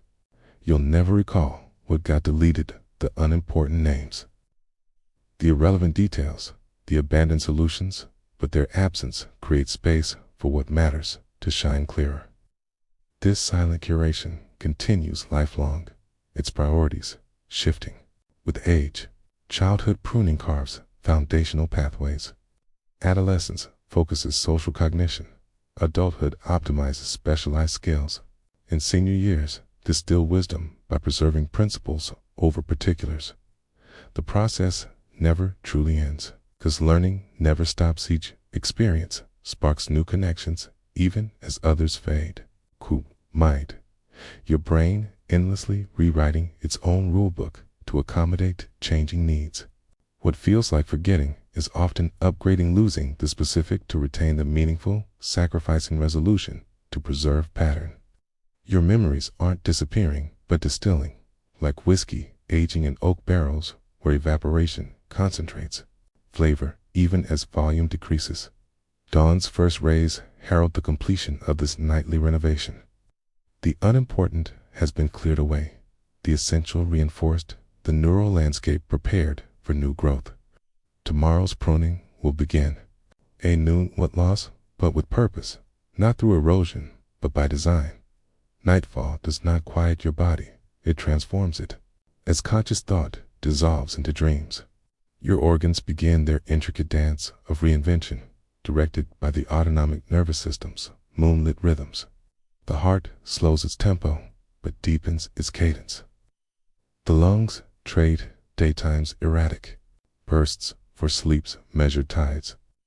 Even the gut, that restless second brain, submits to the discipline of darkness, its contractions synchronizing with the brain's slow oscillations, like distant church bells answering one another across midnight valleys. This nightly metamorphosis begins with the breath. Wakeful breathing obeys no master, gasping during laughter, sighing in frustration, holding during concentration. But as you cross into non-REM sleep, the diaphragm takes on the regularity of A metronome, each inhalation precisely 20% shallower than its daytime counterpart. The intercostal muscles between ribs relax completely, transferring respiratory labor to the diaphragm alone. This economy of motion reduces energy expenditure by nearly 15%, while the slight retention of carbon dioxide eases oxygen delivery to repairing tissues or cells bathed in a gentle hypoxic balm that stimulates regeneration. Your cardiovascular system follows its own lunar calendar. Heart rate variability, that subtle ebb and flow between beats, tightens into predictable patterns during deep sleep. The intervals between pulses lengthening as if time itself stretches. Blood pressure drops precipitously, a phenomenon so pronounced that cardiologists call it nocturnal dipping. Failure to achieve this dip, non-dipping, reliably predicts cardiovascular risk. Evidence that sleep's real cardiac benefit comes not from rest, but from this purposeful reconstruction. The blood itself changes, its platelets growing less sticky, and inflammatory markers dropping as if the very fluid forgets its clotting duties to focus solely on nutrient delivery. The gut orchestrates its most radical reprogramming. Wakefulness keeps digestion in constant negotiation, partial contractions here, acid secretion there. But slow-wave sleep imposes martial law. Migrating motor complexes sweep the intestines every 90 minutes with regimented peristaltic waves, clearing debris more thoroughly than any daytime digestion. Gastric acid production plummets while intestinal stem cells proliferate rapidly, the gastrointestinal tract prioritizing repair over intake. This explains why nighttime acid reflux causes disproportionate damage. Esophagus expects dormancies. Ceasefire, not battle. Temperature regulation undergoes its own quiet revolution. Your core body temperature drops by 1 to 1.5 degrees Fahrenheit, not from external cooling, but through vasodilation of peripheral blood vessels that radiate heat into the environment like radiators bleeding steam. This controlled hypothermia slows metabolic reactions to optimal repair speeds while conserving energy otherwise spent on thermoregulation. The pre-sleep drop in temperature actually precedes and predicts sleep onset more reliably than melatonin levels, possessing an inverse relationship with wakefulness itself. The immune system seizes this vulnerable interval for its most aggressive maneuvers. Lymphocyte production doubles compared to daylight hours, while inflammatory cytokines drop Markelia combination, allowing aggressive defense against pathogens without collateral tissue damage. Fever responses amplified during sleep, which is why infections often worsen at night as the body leverages sleep's elevated growth hormone levels to simultaneously fight invaders and repair their damage. Vaccines given in the morning provoke stronger antibody responses than afternoon inoculations, demonstrating how circadian rhythms govern immune memory formation. Hormonal tides shift with brutal pragmatism. Around 2 a.m., growth hormone secretion peaks its anabolic pulse, prioritizing muscle repair over brain maintenance. By 4 a.m., prolactin dominates its immunosuppressant effects, paradoxically permitting immune memory consolidation without inflammatory interference. Just before dawn, cortisol begins its inexorable rise, not as a stress response, but as a gentle nudge toward wakefulness. Its curve steeper in early birds than night owls, but universally pivotal for morning alertness. Disrupting these rhythms carries physiological consequences sharper than sleep deprivation itself. Shift workers, their circadian biology perpetually out of phase, exhibit 40% higher rates of metabolic syndrome, even when totaling adequate sleep hours. Jet lags, malaise, stems not from lost sleep, but from desynchronized organ clocks the liver, expecting night, while the heart follows noon. Even something as simple as midnight eating triggers pancreatic insulin release when the gut expects dormantia, mismatch that elevates diabetes risk, regardless of diet quality. The evolutionary brilliance reveals itself through these vulnerabilities. Our ancestors didn't require 8-hour sleep blocks for rest. They needed aligned, autonomic function that synchronized predators' quietest hours with their own most vulnerable processes. The night's true gift isn't unconsciousness, but transformational. Chance for organs to converse without the brain's noisy interference, to coordinate repairs, too delicate for daylight's demands. Morning light filters through the curtains, and the night shift clocks out lungs resume their erratic gasps. Heart rate variability loosens. The gut stirs with breakfast's promise. You awaken remembering nothing of these invisible labors, yet carry their benefits in every cell renewed, recalibrated, ready. When silence becomes the enemy and stillness a form of torture. Anxiety plants its flag in the territory of your nervous system. This isn't ordinary worry that comes and goes like weather patterns. It's a fundamental rewiring of neural circuitry. The brain's natural mute button has fractured, leaving consciousness exposed to every passing thought, amplified to deafening volume. The biochemical root of this torment traces back to a single neurotransmitter's absence, GABA, gamma-aminobutyric acid, the central nervous system's master inhibitor. Now, whispering where it should roar, GABA operates as the brain's brake fluid, pooling in the synaptic lepts between neurons and decreasing their likelihood of firing. Under normal circumstances, it modulates neural chatter into coherent conversation, preventing electrical storms from raging out of control. But in the anxious brain, GABA receptors grow sparse or malfunctioning, like broken volume knobs stuck. At maximum, glutamate, its excitatory counterpart, runs unchecked, transforming ordinary thoughts into frantic, self-reinforcing loops. The prefrontal cortex, designed to assess and regulate, finds itself shouted down by the amygdala's primal scream of danger. Even when no tangible threat exists, the body keeps score of this neural imbalance. Muscles ready themselves for phantom threats, their tension creating characteristic stiff shoulders and clenched jaws. The digestive tract clamps down, explaining anxieties, trademark nausea, and butterflies. Even pupils dilate slightly, preparing for threats that never come. These physical manifestations aren't mere symptoms. They're the body's desperate attempt to externalize the nervous system's civil war, to give the intangible fear something tangible to grip. Anxiety's cruelest deception lies in hijacking memory formation. Normally, the hippocampus processes experiences into coherent narratives stored with appropriate emotional weight. But under chronic anxiety, cortisol corrodes this delicate structure while strengthening the amygdala's fear circuits. The result? Neutral memories get stamped with danger warnings, or actual threats brand themselves into neural tissue with searing permanence. You forget where you left your keys, but remember embarrassing moments from years ago with scalding clarity. Memories, careful curation, replaced by fear-skewed highlight reel. Modern lifestyles pour gasoline on this biochemical fire. Sleep deprivation reduces GABA receptor density while increasing glutamate activity, a double assault creating prime conditions for anxious thought. Processed foods lacking key cofactors, magnesium, zinc, B6, impair GABA synthesis. Even chronic multitasking plays its part. The brain's constant tasks, which mix hypervigilance, training neural pathways toward fragmented attention that anxiety exploits. The digital age has essentially recreated prehistoric predator surveillance, CONDITIONS,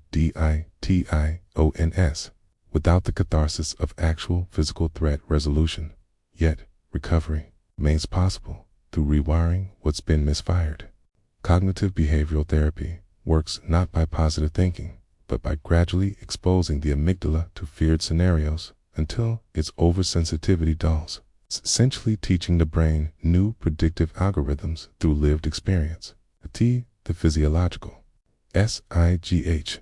2 quick inhalations, followed by long exhale triggers immediate GABA release through vagus nerve stimulation, often working faster than pharmaceuticals to quell panic. Even something as simple as weighted blankets or cold water face splashes can activate the mammalian dive reflex, an evolutionary override switch that temporarily mutes anxiety's circuitry. Pharmacological interventions revealed GABA's profound influence. Benzodiazepines work by mimicking GABA's molecular structure, fitting into receptor sites like duplicate keys, turning the same locks. Yet their pitfalls highlight how precisely the system regulates itself. Long-term use causes receptors to retreat inward internalization, requiring higher doses for the same effect.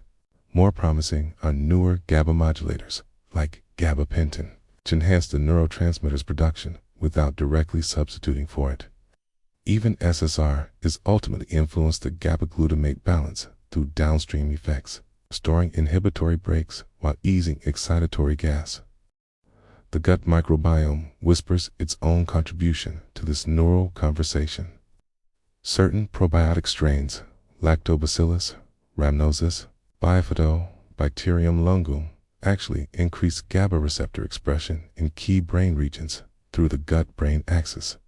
Fermented foods rich in these microbes often confer anxiolytic effects comparable to mild pharmaceuticals, a phenomenon traditional cultures discovered empirically through sauerkraut, kimchi, and kefir, traditions long before neuroscience explained why they eased the mind.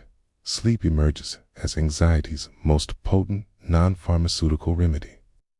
Deep, slow-wave sleep resets GABA receptors and clears excess glutamate like overnight maintenance crews, restoring proper voltage to overtaxed circuits. REM sleep's emotional processing helps detach memories from their paralyzing fear associations, explaining why trauma survivors often experience breakthrough relief following uninterrupted sleep cycles. Sleep deprivation's cruelest legacy for the anxious manifests not in tiredness, but in this lost nocturnal recalibration, leaving already dysregulated systems further unbalanced by morning. Morning light through half-drawn curtains finds the anxious mind already scanning for threats before consciousness fully arrives. The racing heart that should signal a new day's possibilities instead feeds spiral fears about the hours ahead. Self-perpetuating cycle where anticipation of anxiety fuels its continued reign. Breaking this pattern requires recognizing the false alarms while honoring the system's original protective intent, not silencing inner warnings completely, but restoring their appropriate volume through patient recalibration. Clouds do not descend upon the depressed-minded is more like the lights slowly dimming, as if a power grid somewhere inside you is failing, one neural neighborhood at a time. Unlike anxiety's relentless noise, depression speaks in the language of absence, withdrawal of vitality. It's gradual, that those suffering may not realize the extent of the dimming until the world has already lost its color. This is the domain of faltering serotonin, the neurotransmitter not of joy, is often misconstrued, but of engagement, its wane leaving the mind detached from pleasure, effort, and even pain in ways that defy explanation to those who have never known its hollow quiet. Serotonin does not work in flashing bursts like dopamine or with GABA's urgent suppression. Instead, it flows in slow modulations, setting the baseline tone of mental life. When robust, it lends a quiet buoyancy to existence, a sense of being tethered to the world, of effort feeling worthwhile even before a reward arrives. But when depleted, the tether frays. The prefrontal cortex struggles to initiate action. Amygdala's emotional processing skews toward sorrow and guilt, even in neutral circumstances. The hypothalamus misfires in its sleep and appetite regulation, leaving some trapped in relentless insomnia, while others drown in 12-hour slumbers that provide no rest. The physical manifestations of this neural retreat are as telling as the emotional. Serotonin governs not just mood, but the fine-tuning of bodily functions, gut motility, vascular tone, even platelet stickiness. Depressed individuals often report digestive woes, chronic aches, and heightened inflammatory responses, long before sadness solidifies into clinical diagnosis. This is depression's dirty secret. It is not just a mental illness, but a full-body mutiny. With serotonin's absence fraying the links between mind and flesh. The curious case of tryptophan, the amino acid precursor to serotonin, reveals much about the system's fragility. Unlike other neurotransmitters that can be synthesized from multiple building blocks, serotonin relies entirely on this single dietary component. Studies inducing transient tryptophan depletion in healthy volunteers produce startling results within hours.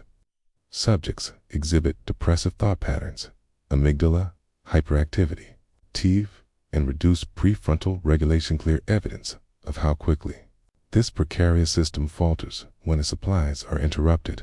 Modern diets low in tryptophan sources, turkey, eggs, nuts, soy, may be silently starving serotonin neurons of raw materials before psychological symptoms even emerge.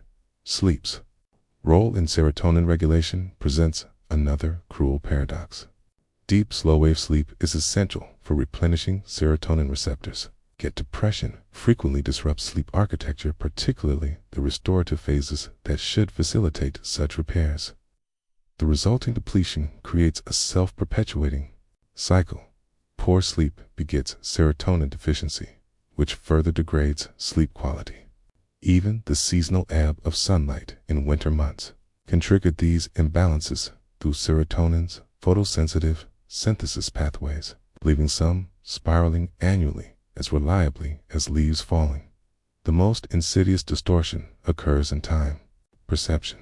A healthy brain processes experiences with dynamic emotional weighting. Some moments stand out, others dissolve into forgettable background. The depressed brain loses this filtering capacity, flattening all memories into one gray expanse, where past joys seem alien and past pains loom with undiminished intensity. This is why depressed individuals often reject reminders of better times. Their neural access to those positive memories feels severed, as if recalling another person's life. The hippocampus, shriveled by chronic cortisol exposure, struggles to contextualize experiences, leaving sufferers feeling perpetually mired in unending bleakness without past or future. Modern antidepressants aim not to boost serotonin artificially, but to amplify its signal where it still flickers. SSR is selective serotonin reuptake inhibitors. Work by leaving more serotonin in synapses, not by increasing production, but by preventing its premature clearance. Their delayed therapeutic effects, often 4 to 6 weeks, revealed the complexity of the system they modulate. True relief requires not just chemical adjustment, but structural neural changes as receptors resensitize and synapses regrow. Emerging therapies like psilocybin take the opposite approach, flooding serotonin receptors to trigger rapid neuroplasticity, essentially forcing depressed brains to rewrite rigid, maladaptive patterns in abrupt breakthroughs. Yet, non-drug interventions can reshape these same pathways. High-intensity exercise increases hippocampal neurogenesis and serotonin receptor density as effectively as medication for many.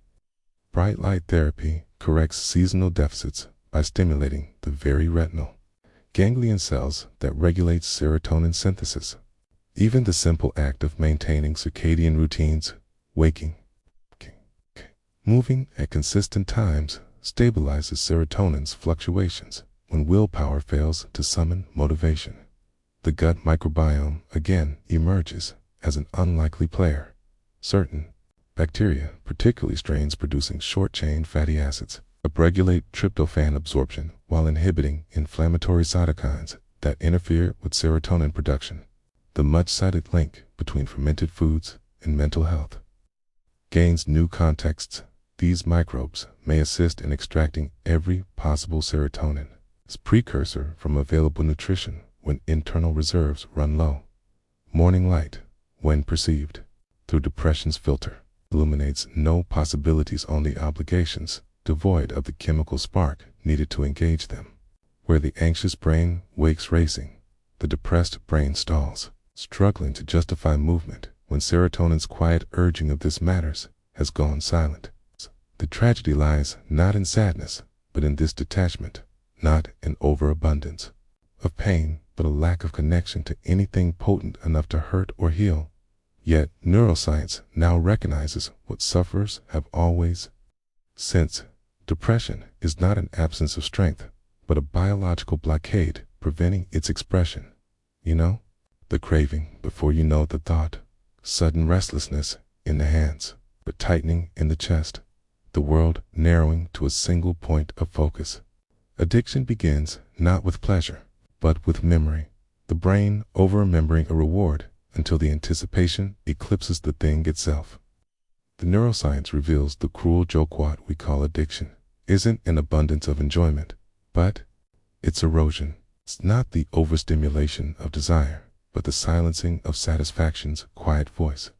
Dopamine's true role lies exposed in this deception. It's long mislabeled as the pleasure chemical.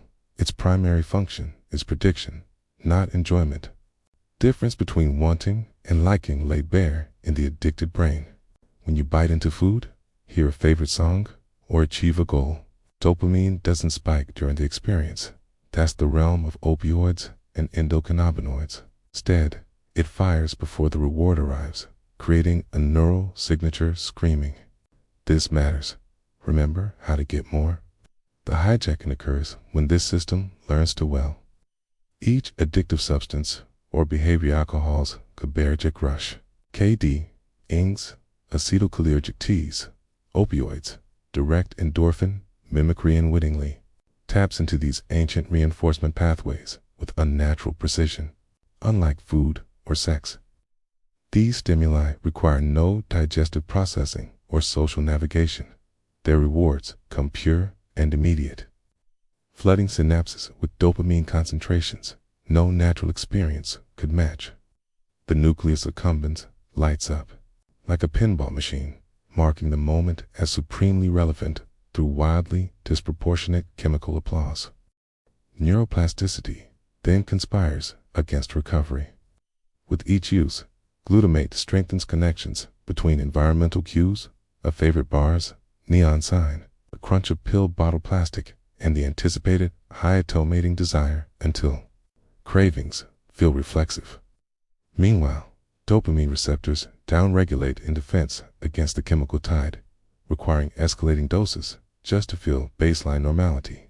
Soon, the drug doesn't bring euphoria, it merely staves off withdrawals, crushing dysphoria, the addict chasing relief rather than reward. The prefrontal cortex's betrayal completes the trap. Normally, this region would assess costs versus benefits, vetoing destructive impulses, but chronic drug use thins gray matter in the anterior cingulate cortex, the bridge between reason and instinct, while magnifying activity in the dorsolateral striatum, where habits solidify.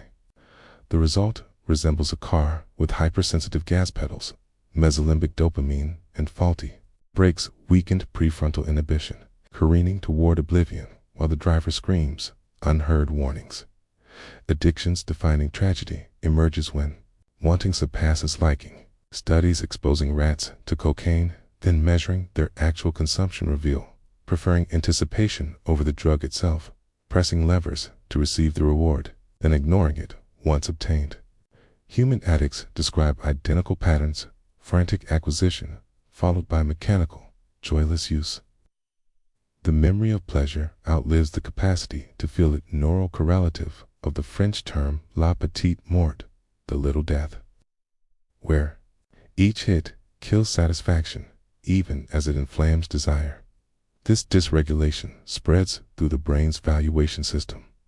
Natural rewards, food, sex, social connection, grow pale beside the artificial stimulus. Their subtler dopamine releases rendered meaningless. MRI scans show cocaine addicts' brains responding minimally to monetary rewards that light up control subjects' striatum. The world narrows to a single point of focus, while the richness of existence gaze to grain arexia's inverse, where the self starves, not for thinness, but for one counterfeit nourishment. The body keeps its own tally of the theft. Stress systems, stuck in overdrive, elevate cortisol and inflammatory markers, accelerating cellular aging. Liver enzymes mutate to metabolize poisons more efficiently at the cost of processing nutrients poorly. Even microbiome populations shift towards strains that thrive on alcohol or fat. Their metabolic byproducts reinforcing cravings through the gut-brain axis, its biological fifth column, working against recovery. Yet, hope persists in neuroplasticities. Two-way street. It's the same mechanisms that solidify addiction facilitate recovering new neural pathways, forming with each resisted urge. Each healthier coping strategy practiced. Cognitive behavioral therapy works by weakening drug-associated cues. Through extinction, learning, essentially reteaching the brain that bar signs don't predict alcohol's arrival. Even the simple passage of unused time remodels neural connections. Though full dopamine receptor recovery may require 14 months of abstinence, is explaining why cravings resurface in early recovery when brain chemistry remembers but hasn't forgotten. Modern pharmacology targets these pathways precisely. Buprenorphine's partial opioid agonism satisfies receptors enough to prevent withdrawal without delivering addictions. Euphoric theft. Naltrexone blocks opioid receptors while paradoxically reducing alcohol cravings, forcing the brain to seek reinforcement elsewhere. Pharmacological wilderness, where natural rewards regain meaning. Even psilocybin shows promise in breaking addictions, rigid thought patterns, not through neurotransmitter manipulation, but by disrupting entrenched neural networks long enough for new patterns to form. A chemical reboot for the frozen system. Morning light finds your hands steady, but restless, not reaching toward any substance, but seeking unconsciously what once offered escape. Relapse doesn't reflect weak will, but entrenched predictions years of neural pathways learning. This solves discomfort. Recovery succeeds when new learning replaces the old, not just avoiding bars, but discovering joggings, endorphins, or conversations, oxytocin, letting the brain smile again at ordinary pleasures. Learning the slow art of satisfaction restored. There comes a morning when familiar streets seem slightly askew. The grocery store's layout confuses. A neighbor's name evaporates mid-greeting. Car keys hide in plain sight beneath yesterday's mail. These stumbles mark neither failure nor disease, but the natural rhythm of an aging nervous system, rewiring itself with quiet pragmatism. Memory no longer snaps to attention with youthful precision, yet something more interesting grows in its place, a tapestry of associations, invisible to standardized cognitive tests, but palpable in lived wisdom. The biological transformations begin with myelin, those fatty sheaths insulating neural highways. After reaching peak thickness in one's 40s, they gradually thin like sun-bleached paint. Nerve conduction slows approximately 2 milliseconds per decade, barely noticeable when reaching for a coffee cup, but tangible when processing complex information under time pressure. Yet this delay carries hidden advantages. A 2018 Frontiers in Aging Neuroscience study found slower processing actually improves decision accuracy in older adults by allowing broader pattern integration, like waiting for all instruments to harmonize. Rather than fixating on the fastest melody, synaptic pruning continues throughout life, but its priorities shift starkly, where adolescence prunes aggressively to specialize neural networks. Aging eliminates less, selectively preserving emotionally meaningful memories while discarding trivial details. Brain scans reveal octogenarians activating bilateral prefrontal cortices for tasks younger brains handle with just one hemispheric compensatory recruitment. Strategy dubbed Herald Hemispheric Asymmetry Reduction in older adults.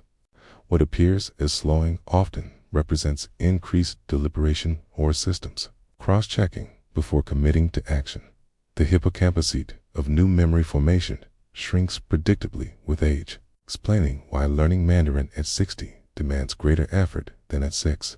Yet, semantic memory facts and concepts remains largely intact, while procedural memory skills like piano playing often improves through accumulated nuance recognition.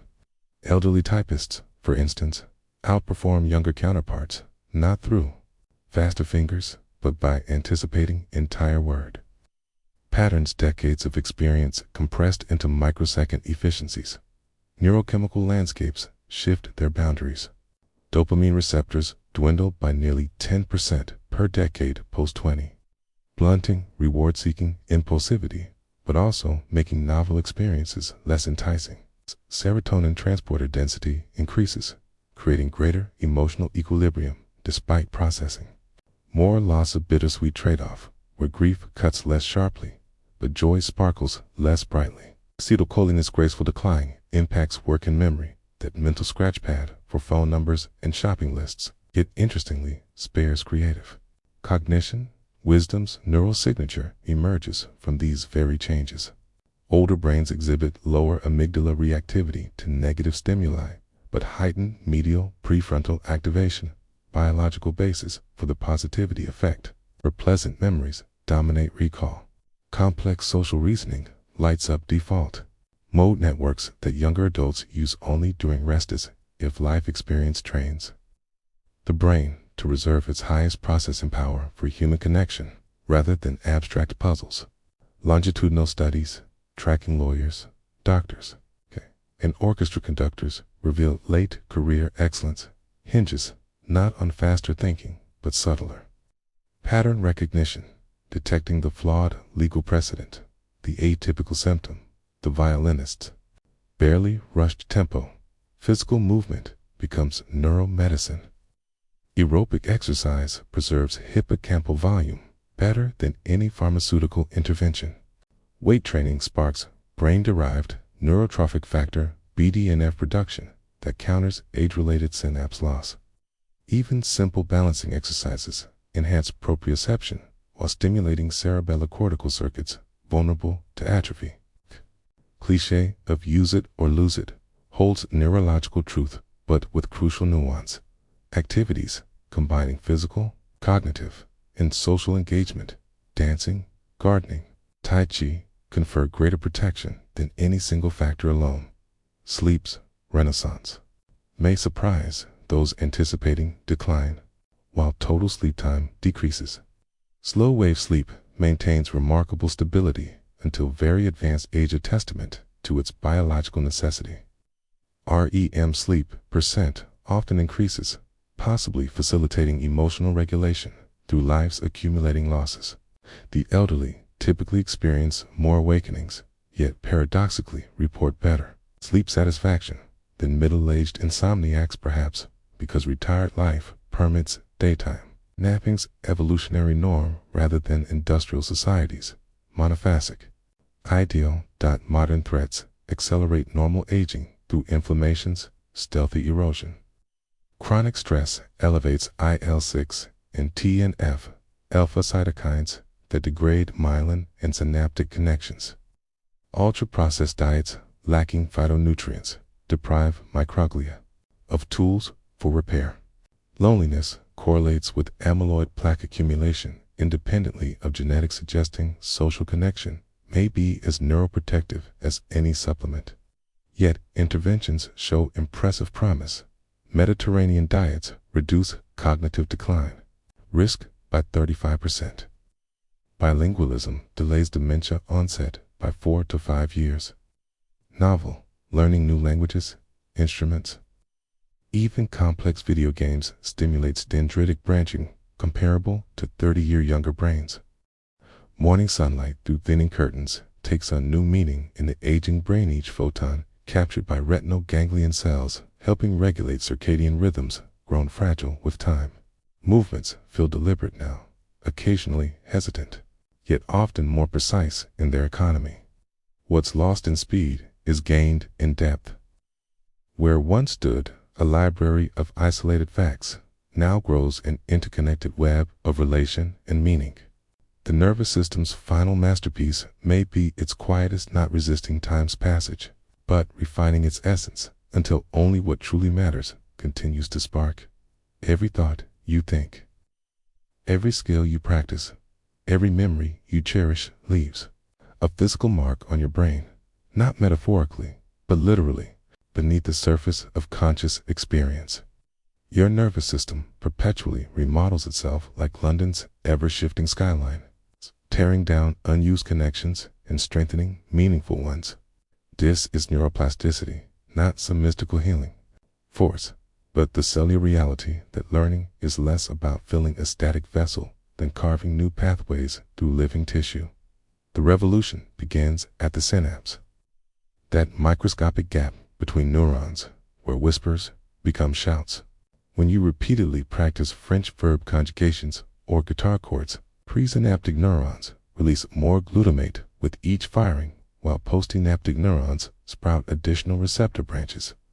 Calcium triggers enzymes that insert new AMPA receptors into the synaptic membrane, structural changes making signal transmission 20 to 30% more efficient within hours.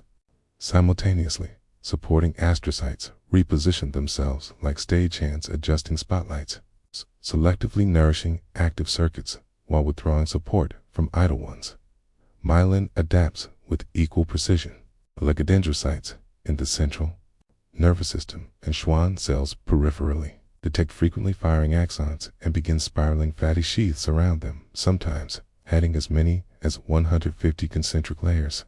This insulation allows neurosignals to travel up to 100 times faster while reducing energy costs 30-fold. The process explains why complex skills eventually feel effortless. Canis's finger movements that once required painstaking attention become automatic as myelination streamlines the underlying circuits. Structural plasticity reshapes entire brain regions. London cab drivers famously exhibit enlarged hippocampi from memorizing that city's labyrinthine streets. The extra gray matter literally containing detailed spatial maps.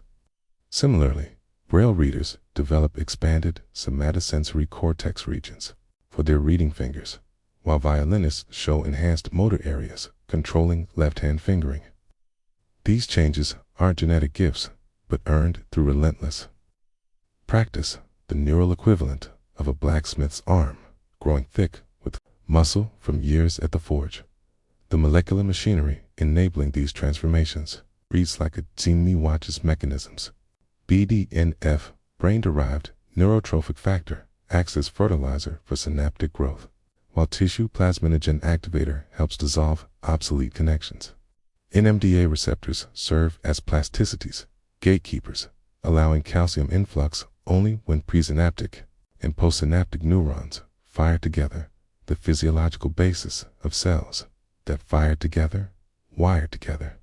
Even seemingly passive activities like sleep contribute actively, with slow-wave oscillations replaying and reinforcing daytime learning patterns.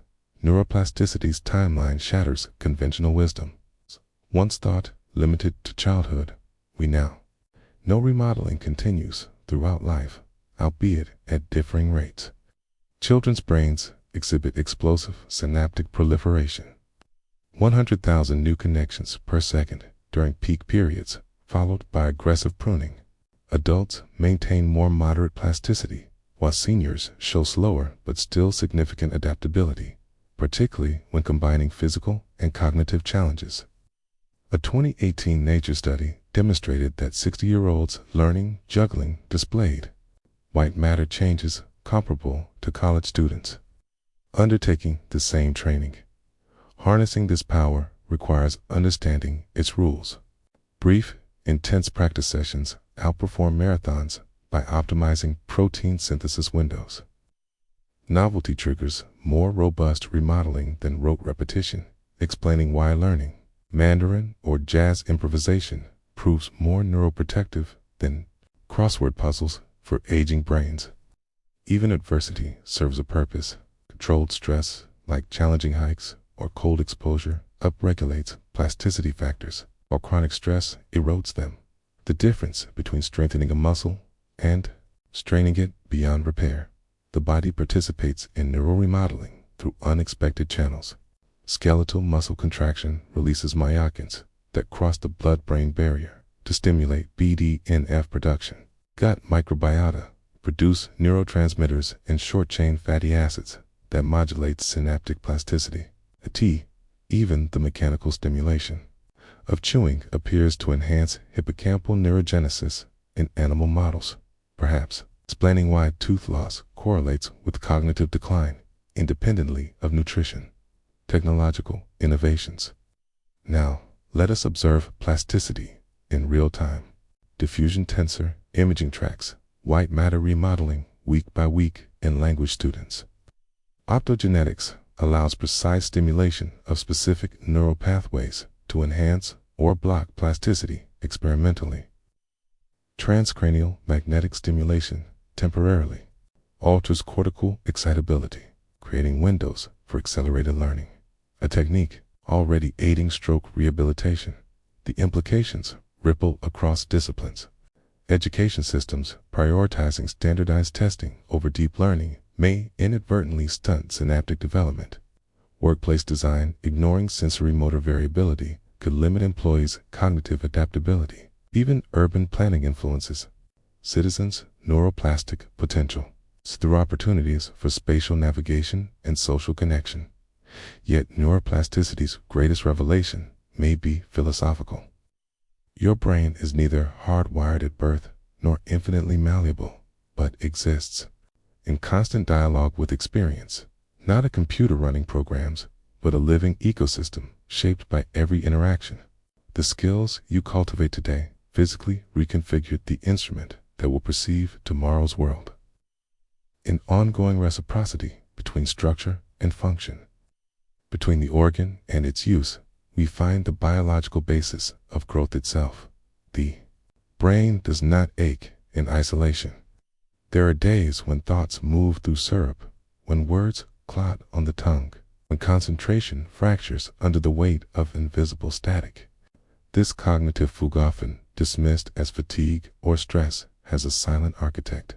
The immune system whispers to the nervous system in the ancient language of inflammation. Its messages warped by modernity into chronic dissonance. At first, the immune-brain dialogue is protective. When you catch the flu, pro-inflammatory cytokines, tiny protein messengers like IL-1 beta, IL-26, and TNF-alpha flood from infected tissues into the bloodstream.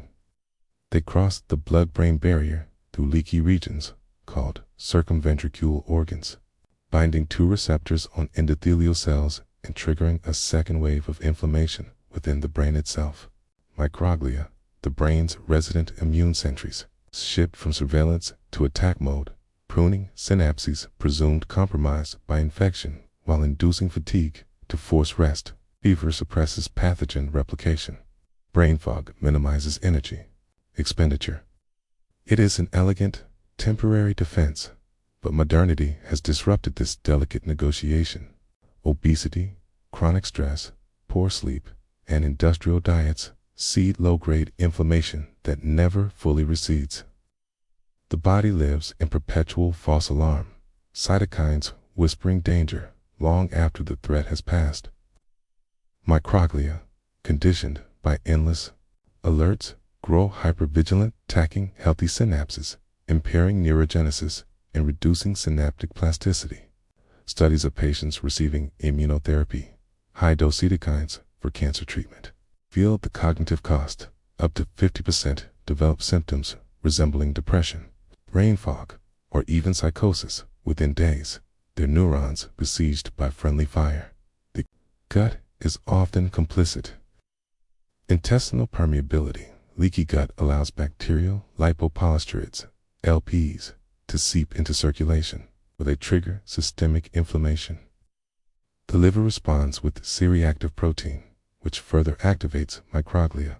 Even dental health plays a role. Periodontal disease, bacteria release inflammatory mediators that cross into the brain, potentially accelerating neurodegeneration. The vagus nerve, typically an anti-inflammatory conduit, becomes overloaded, relaying inflammatory signals to the brain rather than suppressing them. Behavior follows biology. Inflamed individuals exhibit sickness's behavior, slowed processing speed, impaired memory consolidation, and reduced motivation alterations once adaptive during infection, but now dysfunctional in daily life. Neuroimaging shows inflamed brains. Shift activity from the prefrontal cortex, executive function, to primitive survival networks, favoring habitual responses over flexible thinking. GABA production drops while glutamate surges, creating a neural environment primed for anxiety, but hostile to focus. The long-term consequences crystallize in dementia research. PET scans revealed activated microglia clustered around amyloid plaques in Alzheimer's patients, not passive bystanders, but active participants in neuronal damage. Chronic inflammatory markers like IL-6 in midlife predict cognitive decline decades later with chilling accuracy. Yet, this relationship isn't one-way. Stress-induced neural inflammation can impair the liver's ability to regulate systemic cytokines, creating a vicious cycle where brain and body escalate each other's alarms. Quieting this storm requires addressing its sources. Omega-3 fatty acids, DA, and EPA incorporate into cell membranes, reducing inflammatory signaling at the source. Curcumin crosses the blood-brain barrier to directly suppress microglial activation. Clear exercise lowers IL-6 and TNF-alpha, while boosting anti-inflammatory cytokines like IL-10. Even controlled breathwork modulates inflammation through vagal stimulation. Studies show slow diaphragmatic breathing reduces CRP levels measurably within weeks, yet the deepest healing may come through correcting immune misinterpretations. Meditation practitioners show reduced inflammatory responses to stress, their brains perceiving fewer threats. Fasting regimens give the gut respite from inflammatory triggers while stimulating autophagy cellular cleanup. And critically, sleep, especially deep slow-wave sleep, resets microglial activity, clearing inflammatory debris through the lymphatic system. Morning light through a bedroom window finds the once inflamed brain in delicate recalibration. Thoughts flow where they once stuck, words emerge unlabored. Recovery isn't the silencing of immune whispers, but they return to appropriate volume protective murmurs rather than false alarms. The next chapter awaits at the intersection of these systems, where inflammation meets neurodegeneration, and where small interventions may yet rewrite the script of cognitive decline. Dawn breaks over a laboratory where light plays across machines that listen to the brain's murmurs and whispered back in perfect kind. A paralyzed woman moves a robotic arm with thoughts translated by an implant the size of dime. A veteran's phantom limb pain dissolves under gently pulsed magnetic fields. Child with autism regulates his breathing as real-time neurofeedback teaches his nervous system new rhythms. This is no science fiction. These are today's first whispers of tomorrow's neural revolutions, where technology doesn't replace the nervous system so much as converse with it, its own electrical language. The most intimate of these dialogues happens through brain-computer interfaces. BC is K. Those vanishingly small grids of electrodes now merging with cortical tissue. Current generation implants like BrainGate to achieve 90% accuracy decoding imagined handwriting from motor cortex signals, enabling typing speeds of 18 words per minute purely through thought. Nexting devices borrow from nature's design. NeuroPixel E-rays mimic the brain's own synaptic organization with thousands of microscopic contacts recording individual neurons while avoiding scar tissue buildup that plagued older electrodes. These aren't one-way receivers, but true collaborators. At MIT, implanted neurograins smaller than sand particles form wireless networks that both record and stimulate, potentially restoring movement to paralyzed limbs by bridging spinal cord injuries. The secret lies in biomimicry, coating electrodes with neuron-friendly peptides that encourage natural integration rather than provoking immune rejection. Like tree roots threading through soil, neural processes gradually intertwine with these synthetic extensions until brain and machine share signals seamlessly. Non-invasive techniques advance equally fast. High-resolution IG caps, now localized. Brain activity within millimeters using machine learning algorithms trained on thousands of scans, combined with transcranial focused ultrasound TFUS. They enable closed-loop neurofeedback that detects aberrant rhythms like epileptic spikes and gently disrupts them with precisely targeted sound waves. Early trials show 60% seizure reduction in medication-resistant epilepsy, all without opening the skull. The real breakthrough lies in decoding the nervous system's subtle dialects. Researchers at UCSF reconstructed facial expressions from motor cortex signals with startling accuracy, using deep learning models that interpret neural patterns holistically rather than individually mapping each neuron. Similarly, Stanford scientists translated attempted speech signals in a paralyzed patient into text by training algorithms on his brain's failed motor commands, essentially reading intention before movement, aborts neuroplasticity meets its match in adaptive bioelectronics. At Harvard, flexible neural lace wraps around peripheral nerves like delicate ivy, delivering precisely timed electrical nudges that guide healing nerve fibers along their original paths.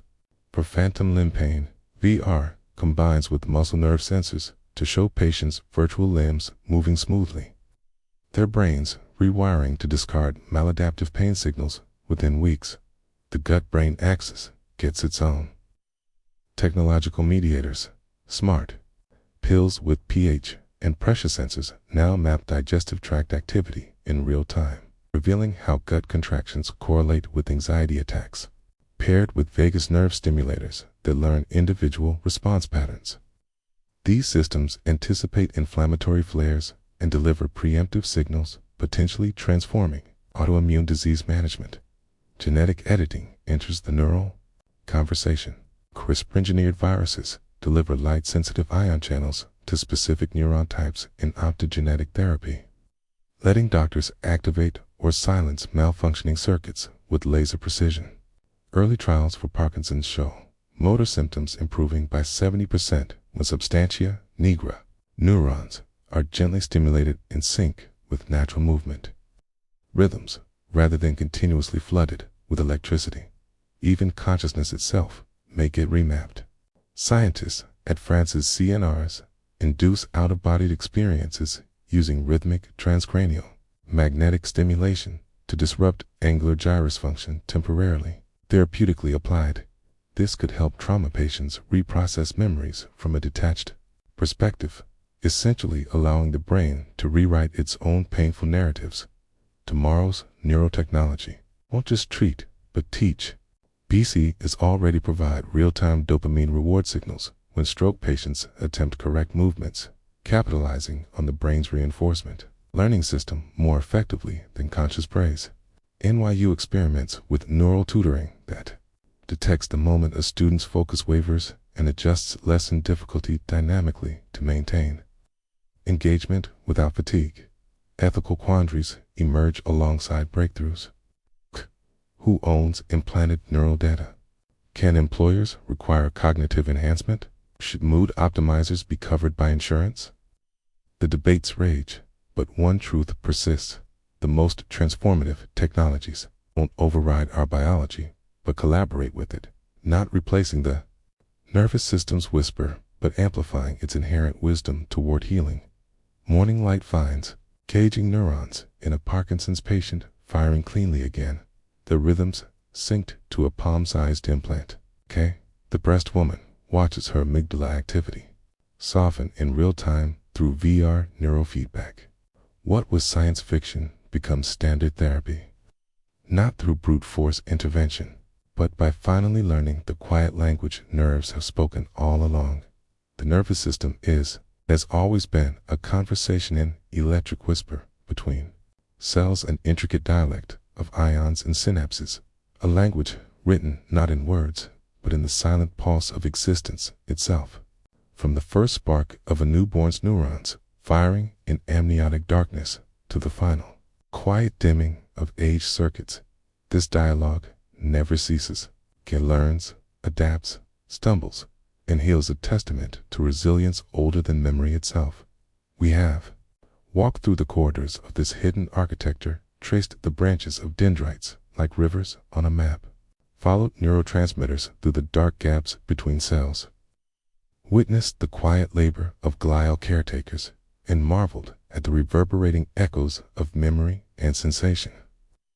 We have seen how fear screams through the amygdala, how love lingers in oxytocin's glow, how creativity ignites in neural constellations. And yet, for all we now understand, why the nervous system retains an exquisite mystery and alchemy that refuses to be reduced to mere mechanics.